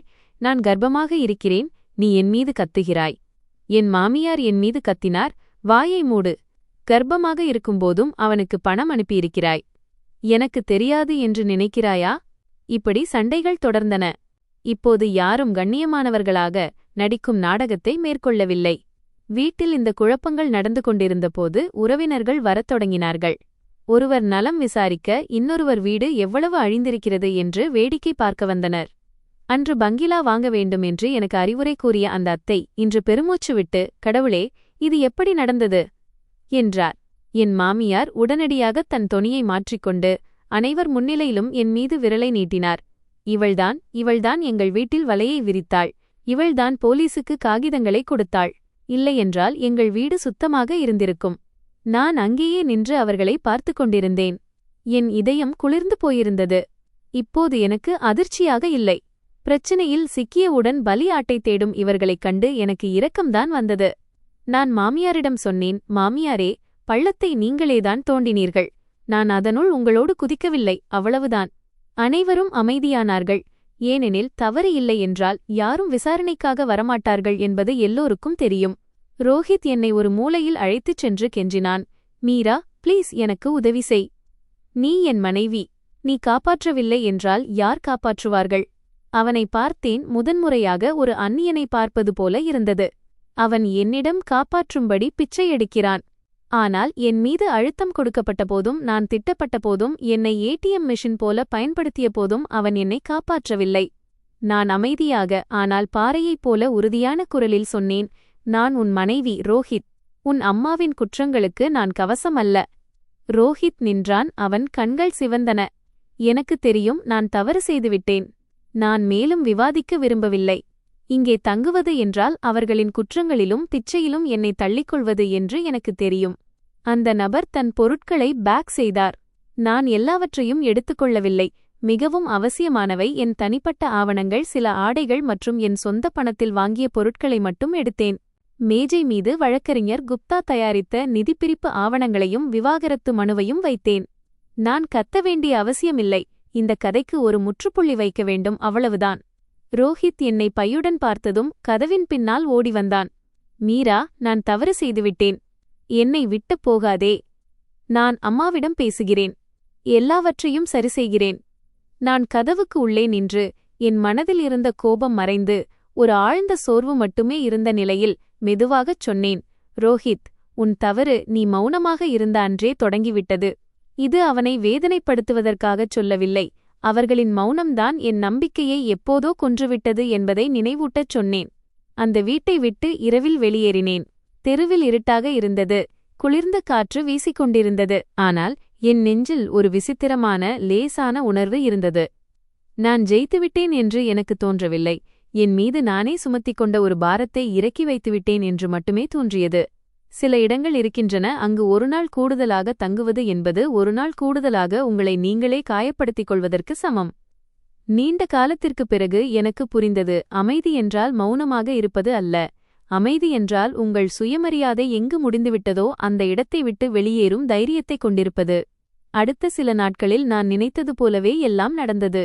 விக்ரம் மீது வரி மோசடி மற்றும் சட்டவிரோத சொத்து குவிப்பு குற்றச்சாட்டுகள் பதிவு செய்யப்பட்டன. பிரியா கர்ப்பமாக இருந்ததால் சில சட்டரீதியான சலுகைகள் கிடைத்தன. ஆனால் அவள் பெயர் கொடுத்தாள், கையெழுத்திட்டாள், தெரிந்து கொண்டே பணப்பரிமாற்றங்களில் ஈடுபட்டாள் என்ற உண்மையை அதனால் அழிக்க முடியவில்லை. என் மாமியாரும் சட்டவிரோத லாபம் மற்றும் குற்றத்தை மறைத்ததற்காக பொறுப்பாக்கப்பட்டார். நான் அந்த புகுந்த வீட்டை விட்டு வெளியேறினேன், ஆனால் வெறுப்புடன் அல்ல. காகிதங்கள் மற்றும் எல்லைகள் மூலமாக மட்டுமே நான் உறவை துண்டித்தேன். எதிர்காலத்தில் யாரும் என்னை ஒரு கேடயமாக பயன்படுத்தக்கூடாது என்பதற்காக விவாகரத்து நடைமுறைகளை முடித்து எனது நிதிநிலையை முழுமையாக பிரித்தேன். கடைசி ஆவணத்தில் கையெழுத்திட்ட போது என் கைகள் நடுங்கவில்லை. நான் அந்த வீட்டை உருவாக்கச் செலவிட்ட காலத்தை நினைத்து என் மனதில் ஒரு ஆழ்ந்த சோகம் மட்டுமே இருந்தது. நான் என் ஆதரவு என்று நினைத்த ஒரு வீடு, தங்களை காப்பாற்றிக் கொள்ள என்னை முன்னிறுத்த தயாராக இருந்த ஒரு வீடு. ரோஹித் கிட்டத்தட்ட எல்லாவற்றையும் இழந்துவிட்டான். அவனது வேலை பறிபோனது, சமூகத்தில் கௌரவம் பறிபோனது. ஒருமுறை எனக்கு சொந்தமான சில மீதமுள்ள பொருட்களை எடுக்க நான் அங்கு சென்றபோது வீட்டிலிருந்து சண்டையிடும் சத்தம் கேட்டது. மாமியார் தரையில் அமர்ந்திருந்தார். தலை கலைந்திருந்தது. கசப்புடன் கத்திக் கொண்டிருந்தார். ஆதரவுக்காகத்தான் ஒரு மகனைப் பெற்றேன். ஒரு பயனற்றவனை பெற்றெடுத்திருக்கிறேன் என்று எனக்கு தெரியவில்லை. ரோஹித் அவர் முன் நின்றான். அவன் கண்களில் கண்ணீர் இருந்தது. அம்மா, நீங்கள் மகனை ஆதரவிற்காக பெறவில்லை, பயன்படுத்துவதற்காக பெற்றீர்கள் என்று கத்திவிட்டு ஒரு குழந்தையைப் போல அழத் தொடங்கினான். அந்த நொடியில் எனக்கு எந்த மகிழ்ச்சியும் ஏற்படவில்லை. உறவுகளை எப்போதும் லாபத்தின் அடிப்படையில் மட்டுமே அளவிட்ட ஒரு குடும்பத்திற்காக எனக்கு வருத்தம்தான் ஏற்பட்டது. லாபம் தீர்ந்ததும் ஒருவரையொருவர் தாங்கிக் கொள்ள அவர்களிடம் வேறு வழியே இல்லை. இன்றும் நான் திரும்பி பார்க்கும்போது நல்லவளாக இருப்பது ஒரு தவறல்ல என்று உணர்கிறேன். எல்லையே இல்லாத நன்மையைச் செய்வதுதான் தவறு. உதவுவதும் அமைதியாக இருப்பதும் தான் சிறந்த குணம் என்று முன்பு நான் நினைத்தேன். ஆனால் நான் எவ்வளவு அமைதியாக இருந்தேனோ அவ்வளவு அவர்கள் என் மீது சுமையை ஏற்ற பழகிக் கொண்டார்கள். நான் நிறுத்த நினைத்தபோது நான் மாறிவிட்டேன் என்றும் கல்லெஞ்சம் கொண்டவளாகிவிட்டேன் என்றும் என் மீது பழி போட்டார்கள். உண்மை என்னவென்றால் நான் மாறவில்லை. நான் விழித்துக் கொண்டேன். இந்த கதையை யாரையும் நல்லவர் என்றோ அல்லது கெட்டவர் என்றோ நிரூபிக்க நான் சொல்லவில்லை. குடும்பத்தில் உறவுகள் முக்கியம்தான், ஆனால் அதற்காக யாராவது உங்கள் எல்லைகளை மீற நீங்கள் அனுமதிக்கக்கூடாது என்பதை நீங்கள் புரிந்து கொள்ள வேண்டும் என்றுதான் நான் விரும்புகிறேன். சில நேரங்களில் மௌனமாக இருப்பது என்பது அமைதி அல்ல, அது தவறுடன் செய்யும் ஒரு சமரசமாகும். தவறு செய்பவர் நம் சொந்தக்காரராகவே இருந்தாலும் சரி. இவை அனைத்திற்கும் பிறகு நான் என் வாழ்க்கையை மீண்டும் தொடங்கினேன். மிக எளிமையான முறையில் ஒரு சிறிய அறையை வாடகைக்கு எடுத்தேன். காலையில் கதவை திறந்தால் சூரிய ஒளி தெரிகிறது. மாலையில் வீடு திரும்பினால் நிம்மதியாக மூச்சுவிட முடிகிறது. குடும்ப கூட்டத்திற்கு யாராவது என்னை அழைப்பார்கள் என்ற பயம் இப்போது இல்லை. உடைந்த திருமணத்திலிருந்து வலியின்றி யாரும் வெளியே வருவதில்லை என்பதால் இப்போதும் சில நேரங்களில் நான் வருத்தமடைகிறேன். ஆனால் இந்த வலி குறைந்தபட்சம் மற்றவர்களின் சூழ்ச்சியில் பகடைக்காயாக இல்லாமல் தன் வாழ்க்கைக்குத்தானே சொந்தக்காரராக இருக்கும் ஒரு மனிதனுடையது. சில நேரங்களில் நான் அந்த 5 கோடி ரூபாய் பங்களாவை பற்றி நினைப்பேன். அதை அவர்கள் தங்கள் கௌரவத்தின் கவசமாகவும் பாதுகாப்பான புகலிடமாகவும் கருப்பு பணத்தை சுத்தம் செய்யும் வழியாகவும் நினைத்தார்கள். ஆனால் இறுதியில் அவர்கள் கனவு என்று நினைத்த அந்த 5 கோடி ரூபாய் பங்களா அவர்களின் ஒட்டுமொத்த வாழ்க்கையின் விலையாகிவிட்டது. நான் அவர்களுக்கு கெடுதல் நினைக்கவில்லை. ஆனால் ஒரு விஷயத்தில் எனக்கு உறுதி உண்டு. பேராசை என்ற துணை கொண்டு வாழ்க்கையை ஓட்டுபவர் சீக்கிரம் அல்லது தாமதமாக ஒரு மூடிய தெருவில் டெட் தான் சென்று சேருவார்கள். நான் அந்த மூடிய தெருவிற்கு மீண்டும் ஒருபோதும் செல்லாத அளவிற்கு தெளிவுடன் இருக்க வேண்டும் என்று மட்டுமே விரும்புகிறேன். आपको हमारी स्टोरी पसंद आई हो तो लाइक शेयर सब्सक्राइब करना ना भूलें, क्योंकि ऐसी स्टोरी सिर्फ हमारे चैनल पर आपको सुनने को मिलेगी। आपको स्टोरियाँ सुनना पसंद है तो चैनल को कर दीजिए सपोर्ट, और लाइक तो बनता है तो प्लीज़ मित्रों, हम आशा करते हैं सिर्फ हम एक लाइक चाहते हैं, तो अपने दोस्तों के साथ शेयर कर दीजिए चैनल को, और वीडियो को भी शेयर कर दीजिए। और हम ऐसे वीडियो स्टोरी लाते रहेंगे। आप किस किस बारे में स्टोरी चाहते हैं ये भी कमेंट में ज़रूर बताना, तो हम अगली बार ऐसे ही स्टोरी लाएंगे। तो आप कहाँ से हमारी स्टोरी देखते हैं, अपने गांव या शहर का नाम भी लिख देना कमेंट में। तो मिलते हैं एक ऐसी स्टोरी में, तब तक के लिए जय हिंद, जय भारत।